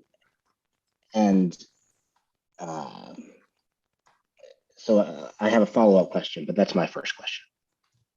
So I guess just initially, I would clarify that this isn't a situation where under the rule that we're talking about here, we're talking about government officials, government observers, government inspectors being paid for by the vessel. What happens is that they're subject to an observer coverage requirement, and then they are responsible for procuring an observer from an observer service provider. Those observer service providers are certified by the government, trained by the government, but it's simply it's a private party that they're entering into a contractual relationship. I get that they are technically, private parties. They're not technically government employees. I'm just saying it seems weird it seems weird that these private parties who are basically doing the government's inspection work are being funded by by the regulated entities. So I think just as a basic proposition, there's nothing in the text that differentiates this provision from any other type of requirement that can be included in a fishery management plan. But more directly to your point, Your Honor, I don't think it's unusual in general for regulated entities subject to requirements like this one to have an observer that collects the information that's necessary under the statute for the conservation of the fishery, which is to their benefit, I should note. Mr. Howland, sorry, I'm sorry. Go ahead. No, please go ahead. No, Finish your answer. Go ahead. Can we just get the answer first? So I don't think it's unusual when a private party is subject to a requirement like this. For example, something like a licensure requirement, or you maybe need to have have auditing done, something like that, that in order to comply with a regulatory requirement that you might need to engage a private party to help you meet compliance standards. So I don't think this is unusual in any way. And there's nothing in the statute that here would suggest that this is a situation equivalent to something like an inspector along the lines that you're talking about, where it's funding a government official to provide inspections. It's simply about the vessel has to participate in this if they want to participate in the fishery, has to satisfy these requirements that the agency imposes for collection of information, which is a central purpose of the Magnuson-Stevens Act, and that is done through. Let me ask a hypothetical, and then I'll get out of the way. Imagine that Congress just defunded the service, the fishery service, defunded the whole agency. Do you think that the agency could then impose fees on the fishermen and fund the whole service through fees paid by the fishermen? Through a fee program like the 3 that plaintiffs are referring to? Do you think there's any way around, do you think that it's conceivable that there's any way around a congressional decision to defund the fisheries? So I think I have 2 answers. It depends on the context. So first, for a fee program, I think the collection of fees involves and can implicate other legal authorities, because there are certain things that govern, when the government collects funds that are paid into the revenue, the revenue that's paid into the treasury. So I think to the question whether the government could collect fees, I think that would be governed by whether there's sufficient legislative authority for that. I don't think it is necessarily bearing on this type of program. In the program that we have here, I think the rule that the agency actually adopted is illustrative in what would happen in that situation, because unlike a fee program, the rule that we're talking about here does not involve cost recovery for the government. So the government, in administering an observer program, will incur the types of costs that I think Judge Jackson was talking about earlier, which is training, certification, data processing, things like that. The government has to have sufficient appropriations to administer the program. And so the rule at issue here specifically talks about how when there aren't sufficient appropriations to fund the administration of the program, the observer coverage targets are no longer at 50% essentially, because there's no requirement to comply with an observer coverage target for the industry. And that's because the industry, in complying with the observer requirement, is paying for sampling costs. So those are the costs of the observer, not the government costs. So they're paying the cost of complying with the regulatory requirement and not recovering the government's costs. And I think that helps explain why Congress in certain circumstances adopts fee programs, because those enable the government to recover its own costs. Here, that's not what's happening. So in the event that there were insufficient appropriations under the rule that we have here, there would be implications for the ability of the government to administer the program. Mr. Howland, and I was going back to Judge Walker's question about the sort of oddity of shifting costs to the industry for its own compliance. I was thinking about this similarly to some other environmental regulations dealing with vessels, the kinds of dumping scenarios where there are statutes that require vessels to have observers to prevent those kinds of environmental violations. And sometimes even when the vessels are in, if they suspect that there's been some kind of a violation, the government will enter an agreement with the vessel owner to have them cover some of the costs of the investigation. Am I wrong in thinking about it? It's sort of the idea, I think, is that in this particular context, for sure, it is very hard to monitor and to know that these ship owners are not catching too many fish or not dumping, toxic waste into the ocean or whatnot. And so there has to be some sort of monitoring program.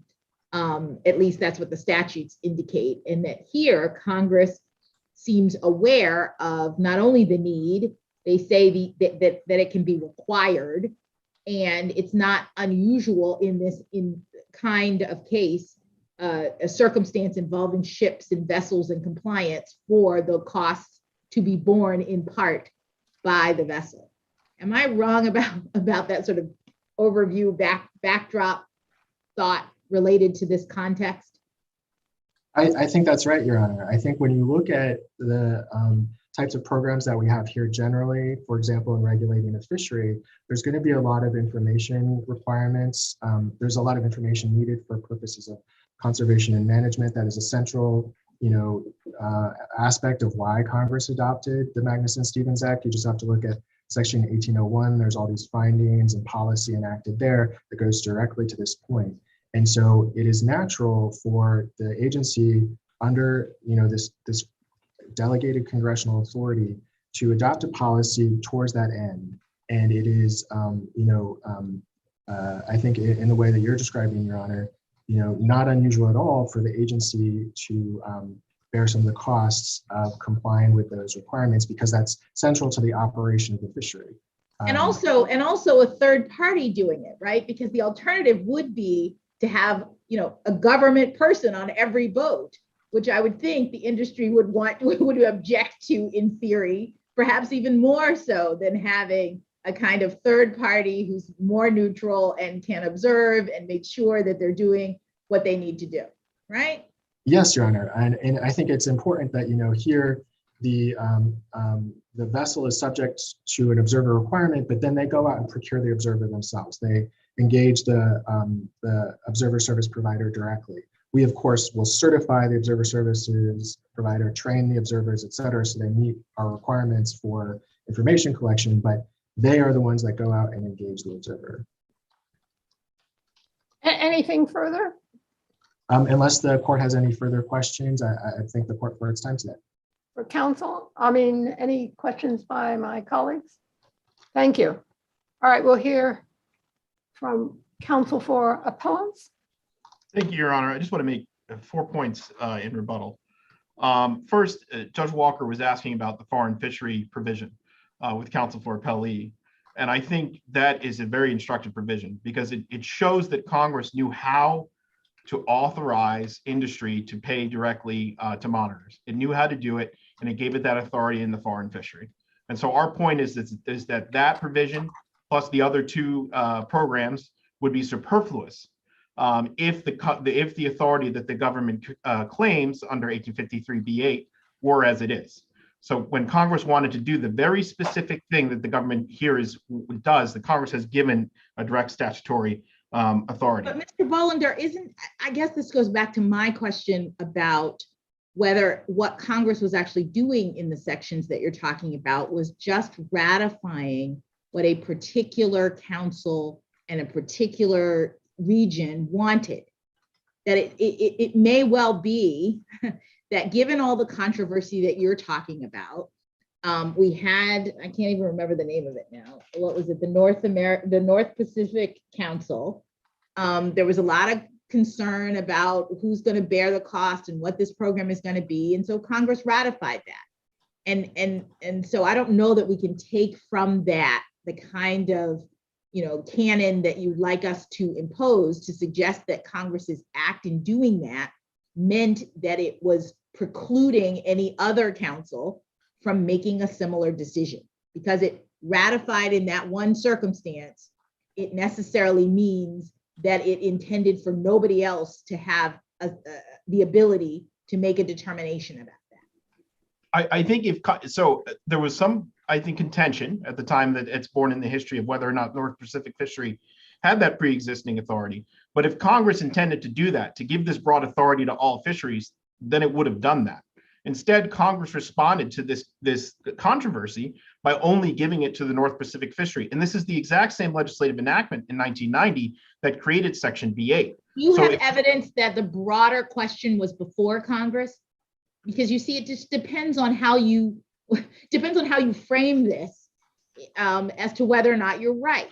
if the only thing before Congress at the moment it looked at this controversy was this controversy, and it was not being asked the broader question of whether and to what extent any council can make this determination, I'm back where I was before, which is they're ratifying this particular circumstance doesn't tell me what their intention was with respect to whether any other council could do this same thing. I would submit, Your Honor, that at least 3 times since then, indeed in HR 1554 in 1989, Congress did consider broad industry funding and declined to give it to the councils and to the government. So I do think this question has been before Congress several times, and I think the Congress's answer every time has been no. And so I just think No, I don't understand it. If Congress has a bill pending and doesn't enact it, that doesn't tell us anything. And the Supreme Court is clear about that. I think bills are proposed all the time. They even get out of committee and they don't pass. Well, interesting historically, but they don't have an impact. So that can't be your response to Judge Jackson. I think, Your Honor, it's just a piece of the evidence that goes to the greater statutory scheme. I think the fact that they enacted B8 and the North Pacific Fishery in the 1990 Fishery Conservation Amendments at the exact same time, one contained the ability to shift costs to industry, the other had silence. I think that speaks for itself. So, Your Honor, I don't believe we need to reach that legislative history. I think the text speaks for it. Just in answering Judge Jackson's question of whether Congress has considered this before, and it's been before Congress before, I think it certainly has. Well, considered. All right. Congress considers lots of things, but it doesn't mean they enact these proposals. That's what, isn't it Justice Scalia who made that point? So, any event. What about Judge Jackson's reference to EPA and investigations and cost sharing and analogies in the context of other agencies? Yeah, I think that's an important point. I hear what Judge Jackson's saying. I don't believe there's anything in the record or in the briefing that points to that, and I think that we have several. For example, industry members are required to file audit reports. They're required to do all kinds of surveys. Government's not paying for that, but in order to indicate they're in compliance with these regionals or national quality air standards, those are all imposed. So if you want to continue to operate, you have to provide records to the agency, studies, reports. That's, I thought, the reference that Judge Jackson may have had in mind. Yeah, and I think to kind of quote what Judge Walker was saying, there's a distinction between that and the inspector and the observer on the boat. I think Judge Walker called it weird. It's a weird enactment. What's your reason? My point is that the observer on the boat, the person who's actually demonstrating or taking into account your compliance on the boat has analogies. In the toxic dumping kind of scenario, I'm aware of cases in which there are observers on a boat after someone has been accused of that kind of dumping. And I don't know this for sure, but I wouldn't be surprised if there was some sort of cost sharing or shifting for those kinds of observers. So that is not unusual, I think. Are you familiar with those, the closer context? I'm not aware of anything else, and I don't know that it's in the briefing of where the inspectors and observers themselves has had cost shifting on the industry without a direct statutory authorization. I believe we cite a few cases where that's the case, where the Congress went to the great extent to grant that authority. So I do think that the inspector and observer on the boat here is a unique situation. I think Congress treated it you say unique, but Judge Jackson's question is questioning that very broad statement. And you're saying you don't know the answer. I think we provide evidence in the briefing of other industries, including in the EPA, Clean Air Act, and Clean Water Act, where there are direct statutory authorization. Oh, of course, but Judge Jackson's question is going to, that's not necessarily dispositive of the issue here. And your argument is it's very unusual. And EPA counsel comes back and says, no, this is the usual thing that happens. And furthermore, as Judge Jackson's question emphasized, I thought, is a sharing of costs here. And there's no recovery of the government's costs from industry. So that's what we're getting at. I think, Your Honor, what's unusual here is shifting the costs onto industry without direct statutory authorization to do it in this fishery. Well, that's what we're trying to get you to focus on. It's done in other statutes, but I understand your point. And I thought that's what Judge Walker was seeking from you.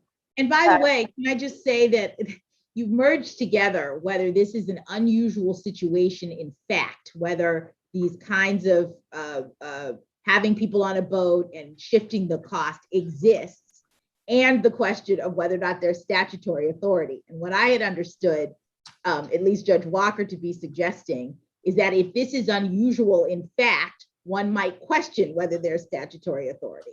And my point was, it's not unusual in fact.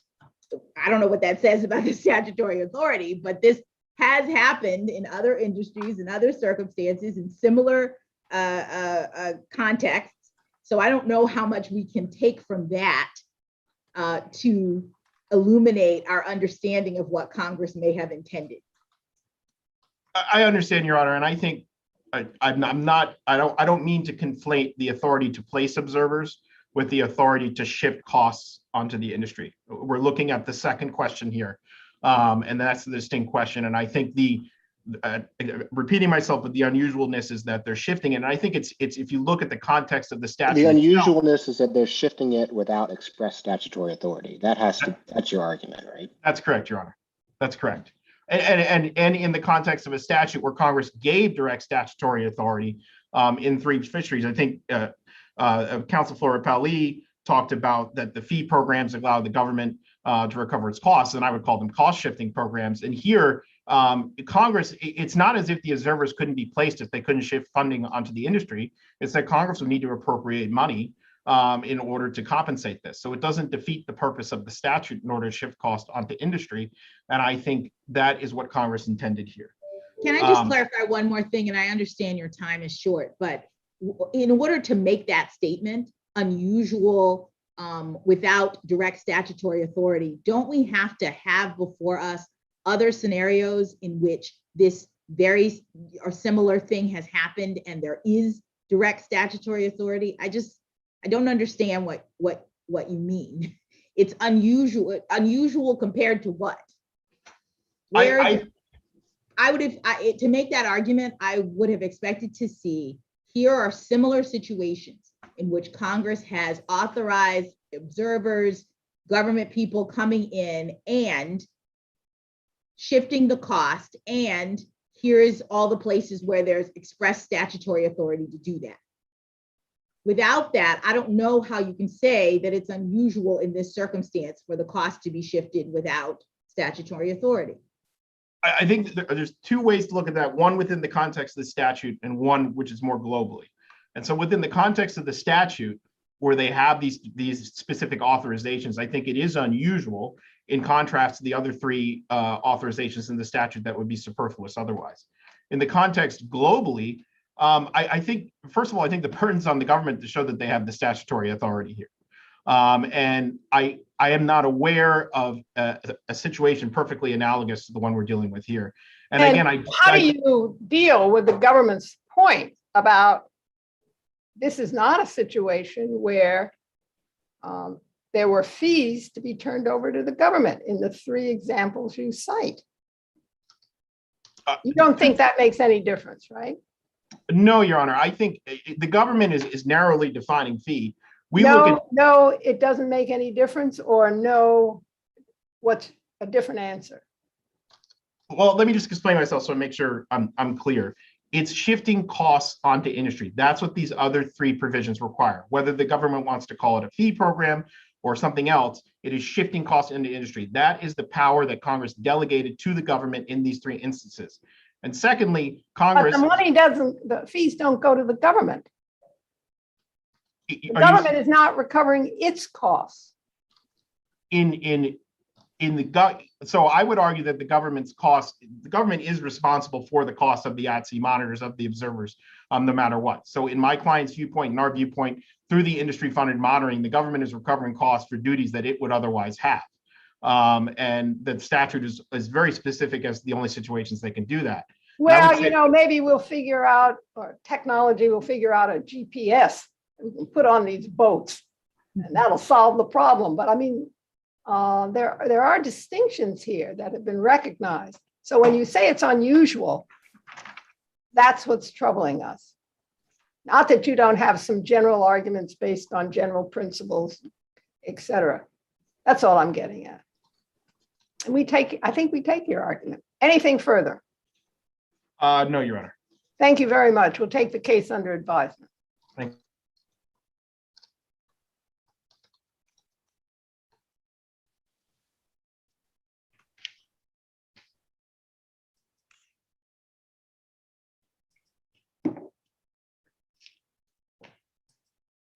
Case number 21-1077, James E. Plack petitioner versus Office of the Comptroller of the Currency. Mr. Coburn for the petitioner, Ms. Hicks for the respondent. Counsel for petitioner.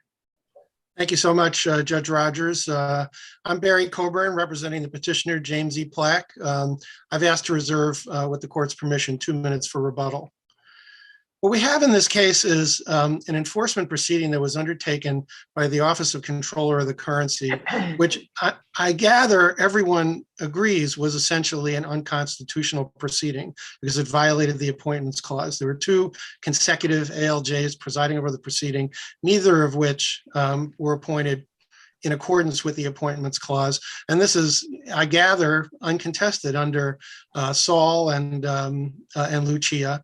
As a result of the enforcement proceeding, Mr. Plack essentially, as you can probably tell from the record, I mean, he was seeking to defend on the merits. He was, to some degree, I mean, the pressure was just enormous. He was flailing to some degree. We sought review with respect to the Appointments Clause issue in the U.S. District Court in New York.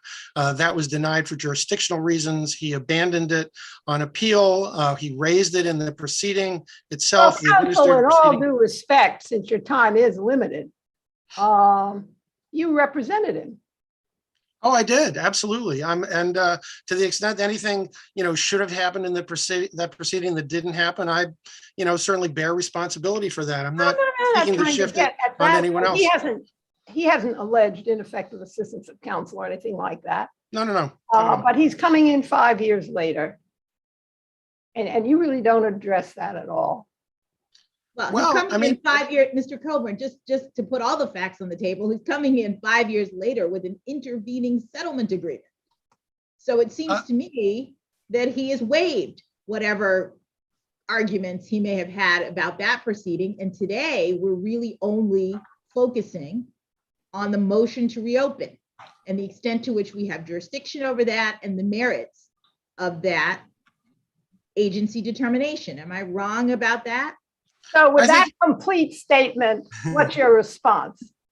Well, I think both Judge Rogers and Judge Jackson are right that certainly the principal focus here should be on the denial by the agency of the motion to reopen. I think that's fundamentally what this is about. And certainly you're right. I mean, he is here 5 years later, even a little bit more than 5 years later. I mean, essentially, he was the subject, like I said, of an unconstitutional proceeding. He had to rebuild his life. Before we go back to that, Mr. Coleman, before we go back to that, I understand your interest in getting us focused on what happened 5 years ago. But why do we have jurisdiction to hear the agency's an appeal of the agency's determination on the motion to reopen? I saw very curiously that you did not plead 1331 jurisdiction, right? I mean, you're only relying on this 1818H window of opportunity. So can you just talk about your jurisdictional argument? Absolutely. We should have pled 1331 jurisdiction. And, I mean, I think your point is well taken. And I think there is general 1331 jurisdiction here. Basically, this is a determination by the agency, which we sought review of in the U.S. Court of Appeals within the 30 days required. Right, but that's not what H1. So two things. You didn't plead 1331. So we can only go with what you've argued as a basis for jurisdiction. And when I look at 1818H, it doesn't read like a generic, general, any determination of the agency come to court. It's pretty specific in terms of what it is that is the sort of precursor for the court's review. And so I'm just trying to understand why you think that this gives rise to our jurisdiction under these circumstances. Well, we did plead the APA, Judge Jackson, and I mean, we expressly pleaded that, and that, is probably dependent to some degree on Section 1331 jurisdiction. I mean, basically, we're alleging that there was an agency determination here, which was, subject to review within the 30 days provided, and we sought that review within the 30 days provided. So I don't know. I'm sure you're right. I'm sure that you've looked carefully at our brief and found that we did not specifically reference 1331, but I do think it's implicit in the request for APA review. And I think this court has every right to review an order of the OCC that was entered. It's patently a final order. There's nowhere to go from it. And that is, as you've correctly pointed out, that's the fundamental avenue of review that we're seeking here. Review of the order precluding the reopening of what was patently an unconstitutional proceeding. And that wasn't the only mistake we made, by the way. We should have included a separate section in our opening brief with respect to standing. I'd like to apologize to the court for our failure to do that, but I think standing is patent in this case. It's obvious that there's a constitutional deprivation of his, right to practice his chosen profession. I think that implicates both liberty and property interests. And it presents a fundamental constitutional issue. The agency is sought to throw. Your argument, all right, that none of that deals with the government's argument about the plain meaning of the statute. Well, Your Honor, when you refer to the plain meaning of the statute, I think the statute that you're referencing is Section 1818, subsections H and I. I don't actually concede, by the way, that subsection I precludes this kind of review. I think a close reading of that language at the very end of subsection I doesn't suggest that, because we're not, if you're reviewing the request for to reopen, we're not asking for the avenues of relief that are enumerated at the end of subsection I. We're asking for something different. We're asking for, kind of a normal review of an agency order. And I don't think section 1818H or I precludes that review. I think the review is absolutely appropriate under the APA and section 1331. And I apologize to whatever extent we failed to specifically note that section in our brief. But isn't that dispositive to a certain extent? I mean, I'm desperately trying to look to see whether or not you can implicitly claim jurisdiction over if you didn't raise it in your briefs or materials. I'm not sure I've ever seen that. I don't know, Your Honor, and I confess I'm taking a little bit of a flyer. I don't have any of the applicable cases in front of me, but in terms of whether or not there's a requirement to plead section 1330, I've got an echo there, to plead section 1331 or be precluded from relying upon it as a basis of jurisdiction. I don't know that. That's a sort of that's the basis for review in this court of 99% of, I'm sorry. Mr. Coburn, at a minimum, usually the courts of appeal require you to rely only on arguments that you made in your brief. Like, did you make a 1331 basis for jurisdiction in your briefs? I don't think we specifically referenced section 1331, but like I said, we did specifically reference the Administrative Procedure Act. To the extent that is conditioned on section 1331 jurisdiction, then I think we've invoked it. I mean, we've sought Well, do you have cases that suggest that there's even an APA kind of claim in this context? My understanding is that we have a comprehensive statutory scheme about these banking issues that is pretty specific, related to what you're supposed to do and how you challenge and enforcement actions and whatnot. And ordinarily, APA claims are sort of residual, that you can bring an APA claim if there is not another scenario in the statutes or whatnot for you to make your challenge. So I'm concerned that you may not even have an APA claim in the ordinary course in this kind of realm. So can you speak to that maybe? Absolutely. I take Your Honor's point, and I think Your Honor's characterized the Administrative Procedure Act entirely accurately. And I think it fits this context like a glove, candidly. I mean, if in fact, section 1818 subsections H and I, they prescribe like this sort of, highly specific scheme in terms of, there has to be, kind of a series of steps leading to a hearing. The hearing has to be completed. There has to be an order, and then, you get review in the circuit. I understand that, but I don't see anything in that statute or the legislative history or even in the argument that's made by the OCC here suggesting that statutory scheme means that if the OCC, has the kind of motion that we filed, the motion to reopen a proceeding, and, they deny that motion, that means that they're the last word. They're the final word. That's precisely, to take Your Honor's point, Judge Jackson, what you just said, that's precisely the reason for the APA, is to make sure that they're not the final word with respect to an issue like that. Mr. Coburn, it's not quite done at that level of abstraction. Usually, if there is a scheme for a statutory scheme for people to bring challenges to the agency and have them resolved, you can't circumvent that by just bringing in, it would make H and I and what other, jurisdictional provisions in the statute irrelevant if petitioners or people who disagree with an agency determination can just rely on the APA and come to court. So I didn't mean to interrupt you. No, I'm sorry. I was basically done. I'm just musing as to the implications of your argument. No, sure. Well, I take Your Honor's point. And, I think if I were seeking review of, something that is expressly precluded by section 1818I, subsection I, then I think we'd be completely out of luck. But my view is that section 1818I, which is that's the preclusion language that the OCC relies on, does not preclude this. The language of that subsection does not preclude the notion of filing a motion to reopen a proceeding that's been closed, have the agency deny it, and then seek review by a U.S. Court of Appeals. I don't see anything in that subsection that says we can't. And if that subsection doesn't preclude us from doing this, then it is precisely the kind of residual relief that the APA is there for.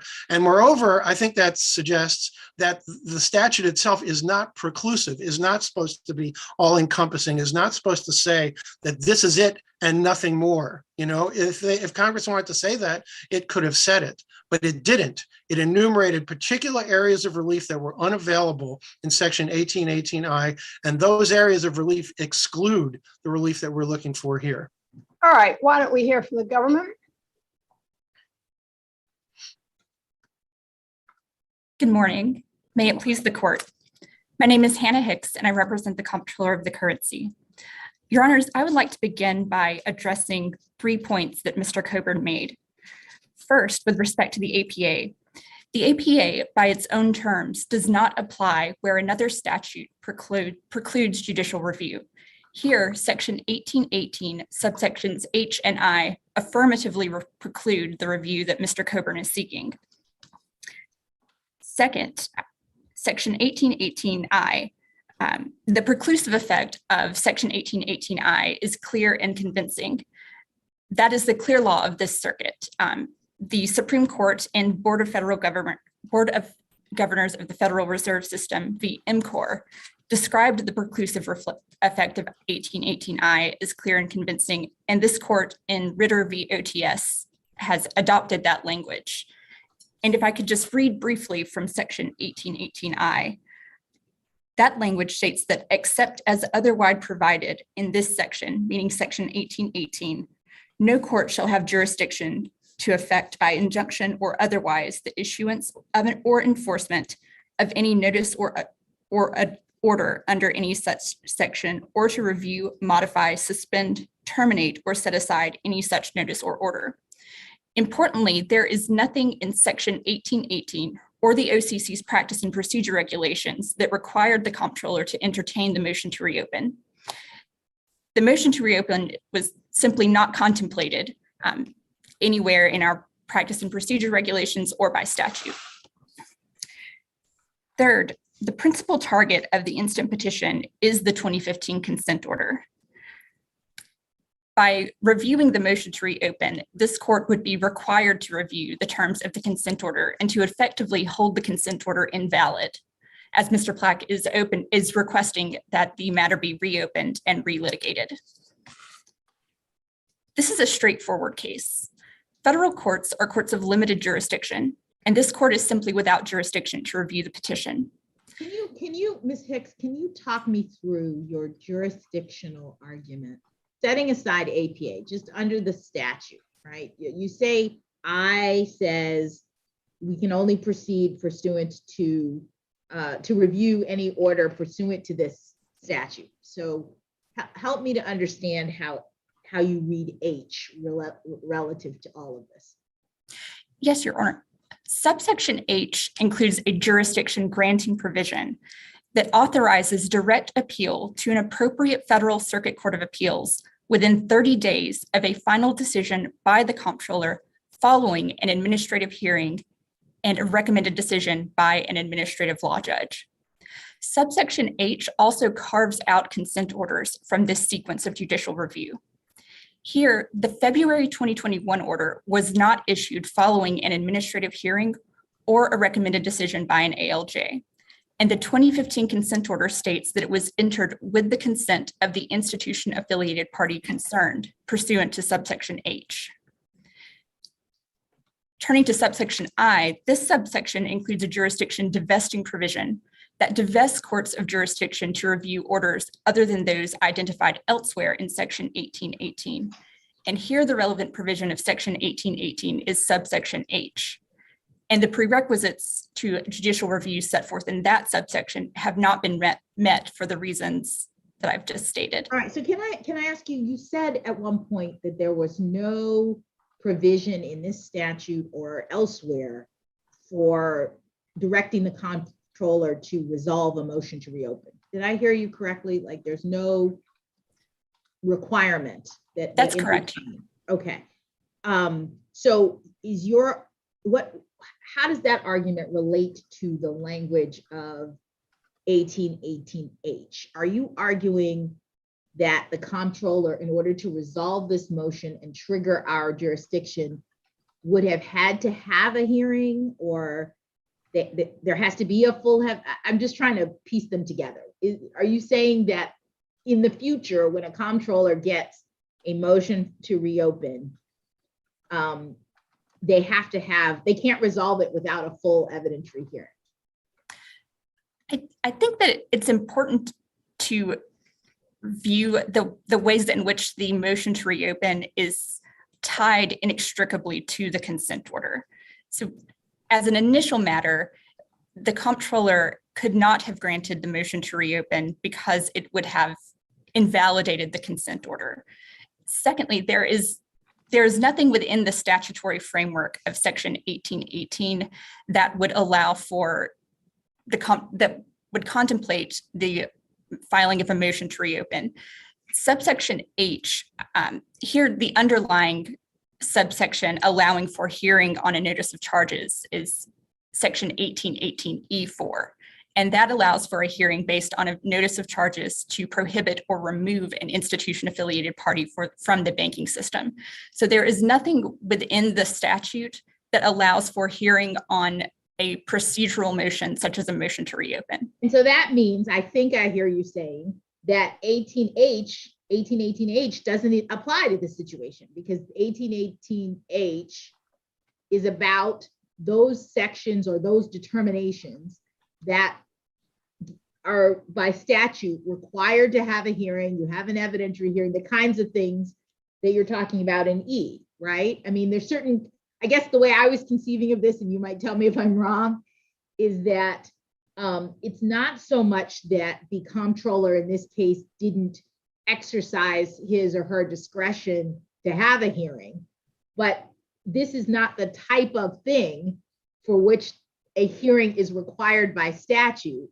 And it has to be the type of thing for which a hearing is required by statute in order to trigger 1818H. Your Honor, I think that this court's decision in National Bank of Davis, the OCC, is particularly instructive on this point.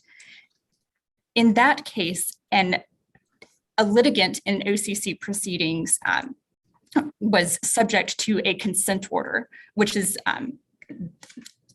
provided for in 1818C. That consent order became final 30 days following its issuance. Thereafter, the litigant in the OCC proceedings filed a motion for reconsideration and then petitioned for review in this court on the denial of that motion for reconsideration. This court in that case stated that the principal target of the motion for reconsideration was the consent order, and thus 1818C, which is similar to 1818H, the motion was rather a procedural maneuver to reopen the final 1818C proceedings. Did the court say it had jurisdiction or no? It did not have jurisdiction. Right. Based on a reading of 1818C and I. Right. All right. So here's a hypothetical. Suppose the Supreme Court had held 6 months before the motion to reopen was filed that its decisions regarding the appointments clause and ALJ authority is retroactive and shall be applied by the lower courts and agencies retroactively to events occurring, I don't know, in this century, sort of thing. What happens then? If the court had held that cases that may have been affected by an appointments clause challenge should be retroactively opened, I think that we would still have an open question about whether this matter would be affected, because it was not ultimately adjudicated by an administrative law judge. And I think the threshold issue here too is that Mr. Plack waived any right to contest the validity of the consent order. So this court need not look to Lucia. Well, suppose the Supreme Court had tried to address this type of situation where somebody proceeds administratively. He raised an appointments clause argument before the agency, but things didn't look as though they were going in his direction, given some of the ALJ rulings. So he decided he would opt to enter a consent order, that was his best way out at the time. All I'm trying to hone in on here is, as I understood your answer to Judge Jackson, the controller had no authority to address the motion to reopen, period.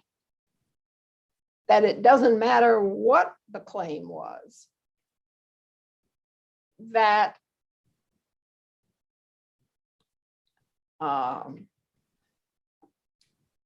petitioner had entered the consent order, he'd waived any and all future rights, et cetera.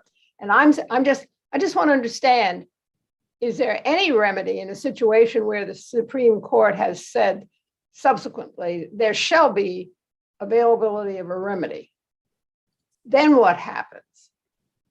It's not 5 years too late. He raised it before. He didn't have any right at the time he entered. The Supreme Court had not ruled at the time he entered the consent order. So I guess what the comptroller has to have authority to respond to retroactively available constitutional rights to an argument that that right was violated and it was material. Would you not agree? That's not this case. Right, Your Honor, yes. So what your answers to Judge Jackson made it seem as though, well, we have a consent order, end of discussion under any circumstances. And my hypothetical is saying, well, that may be true in the circumstances we're presented with, but I just wonder if we have to be careful how we handle this case. Your Honor, I believe that under the practice and procedure regulations at Part 109, the comptroller would have authority as an exercise of discretion to enter an order relating to a hypothetical case in which Lucia's holding is extended to terminated proceedings or to proceedings where an appointments clause challenge was untimely raised. And I may have confused the issue. I did not mean to suggest that my questions went to the comptroller's authority to entertain the motion to reopen. But my question did. Yes, absolutely. All right, and that's why I said this was a hypothetical. Yes, absolutely. And to the extent that I suggested otherwise, I did not mean to do so. You were absolutely correct in raising that point. Anything further? Unless the panel has any further questions, I would close by stating that the congressional intent to foreclose judicial review of comptroller's orders, except in narrow circumstances that are not present here, is clear and convincing. And in any event, Mr. Plack knowingly and voluntarily waived any right to contest the validity of the 2015 consent order, which is the principal target of the instant petition. Thank you. Do my colleagues have any further questions? Thank you. All right, counsel for petitioner. Thank you so much, Judge Rogers. I mean, I think I just heard the OCC say, and I agree with them, that there is, in fact, authority in its own rules to rule on a closed proceeding. And moreover, in this case, they did rule. I mean, there was a ruling and we have appealed it. I mean, and so, you know, I don't think the OCC argues in its brief that the ruling was erroneous that it issued because it didn't have authority to issue it. I think it patently had authority to issue it. I don't see anything in section 1818 H or I or anywhere else in the statute precluding that authority. Moreover, as I've stated before, I don't see anything in that statute precluding judicial review with respect to this very limited issue. We're not asking this court. I'm sorry. Colburn, ordinarily, the court does not evaluate its jurisdiction by saying we don't see anything in the statutory scheme to preclude us. In fact, jurisdiction is set up the other way around, that you have to show us where we have jurisdiction. And so Absolutely. My concern is that even if the comptroller had the authority to make this order, to entertain your motion, where in the statute does it indicate that we have the jurisdiction to review his ruling or her ruling? Absolutely. Absolutely. I understand Your Honor's point. I'm not making the argument that section 1818H or I can either subsection or actually anywhere in section 1818 contains some sort of specific statutory language authorizing review of this order. I don't think it authorizes it, and I don't think it precludes review. My central point is that the APA authorizes review. I think the APA gives this court jurisdiction. I think it authorizes review. I think it's exactly the kind of residual jurisdiction. Mr. Coburn, if we were to issue an opinion or a judgment saying that you, in your brief, did not demonstrate our jurisdiction, and you could point us to one page of your brief that best rebuts that proposition, what page would you point us to? I'm going to wish now that I had it pulled up on the computer next to me. Will Your Honor give me 30 seconds just to look? It's up Quickly, to Judge Rogers. I think you talk about it in your reply, because I don't know that you addressed it originally. And in the table of contents of your reply, you have it spanning pages 4 to 8. Maybe that narrows down your search. I guess And the while you're direct looking, I response- do just want to say, Mr. Coburn, I don't mean it as a gotcha question. I really do want to give you the opportunity to prevent us from writing something that would be fair to you. No, I appreciate that very much, Your Honor. I think I'd refer to, in our opening brief, page 1. I mean, we speak in here, certainly there are references to section 1818, but there are also that's not references. part of your argument, is it? I'm sorry, Page Your Honor. 1. Page 1 of the opening brief. Yeah. Well, I'm not suggesting, I'm not, No, invoking. Judge Walker's question is, where is your best argument in your brief as to why this court has jurisdiction? Is that correct, Judge Walker? It is. Well, I have to concede. I don't think the brief really contains much in the way of argument as to jurisdiction. I mean, I think, from what we invoke the Administrative Procedure Act, I think, in the opening brief and the reply. And I think, we operated on essentially based on the understanding that by doing that, we were seeking to invoke this court's jurisdiction to review agency orders under the APA. Okay, so it's not there. I think that's about the best I can do there, Your Honor. I think it is, I think it's there sort of without being as direct probably as it should have been. Any thing further? No, thank you so much. Thank you. Thank you, counsel. We'll take the case under advisement. This honorable court is now adjourned until Thursday, February 10th at 9:30 a.m.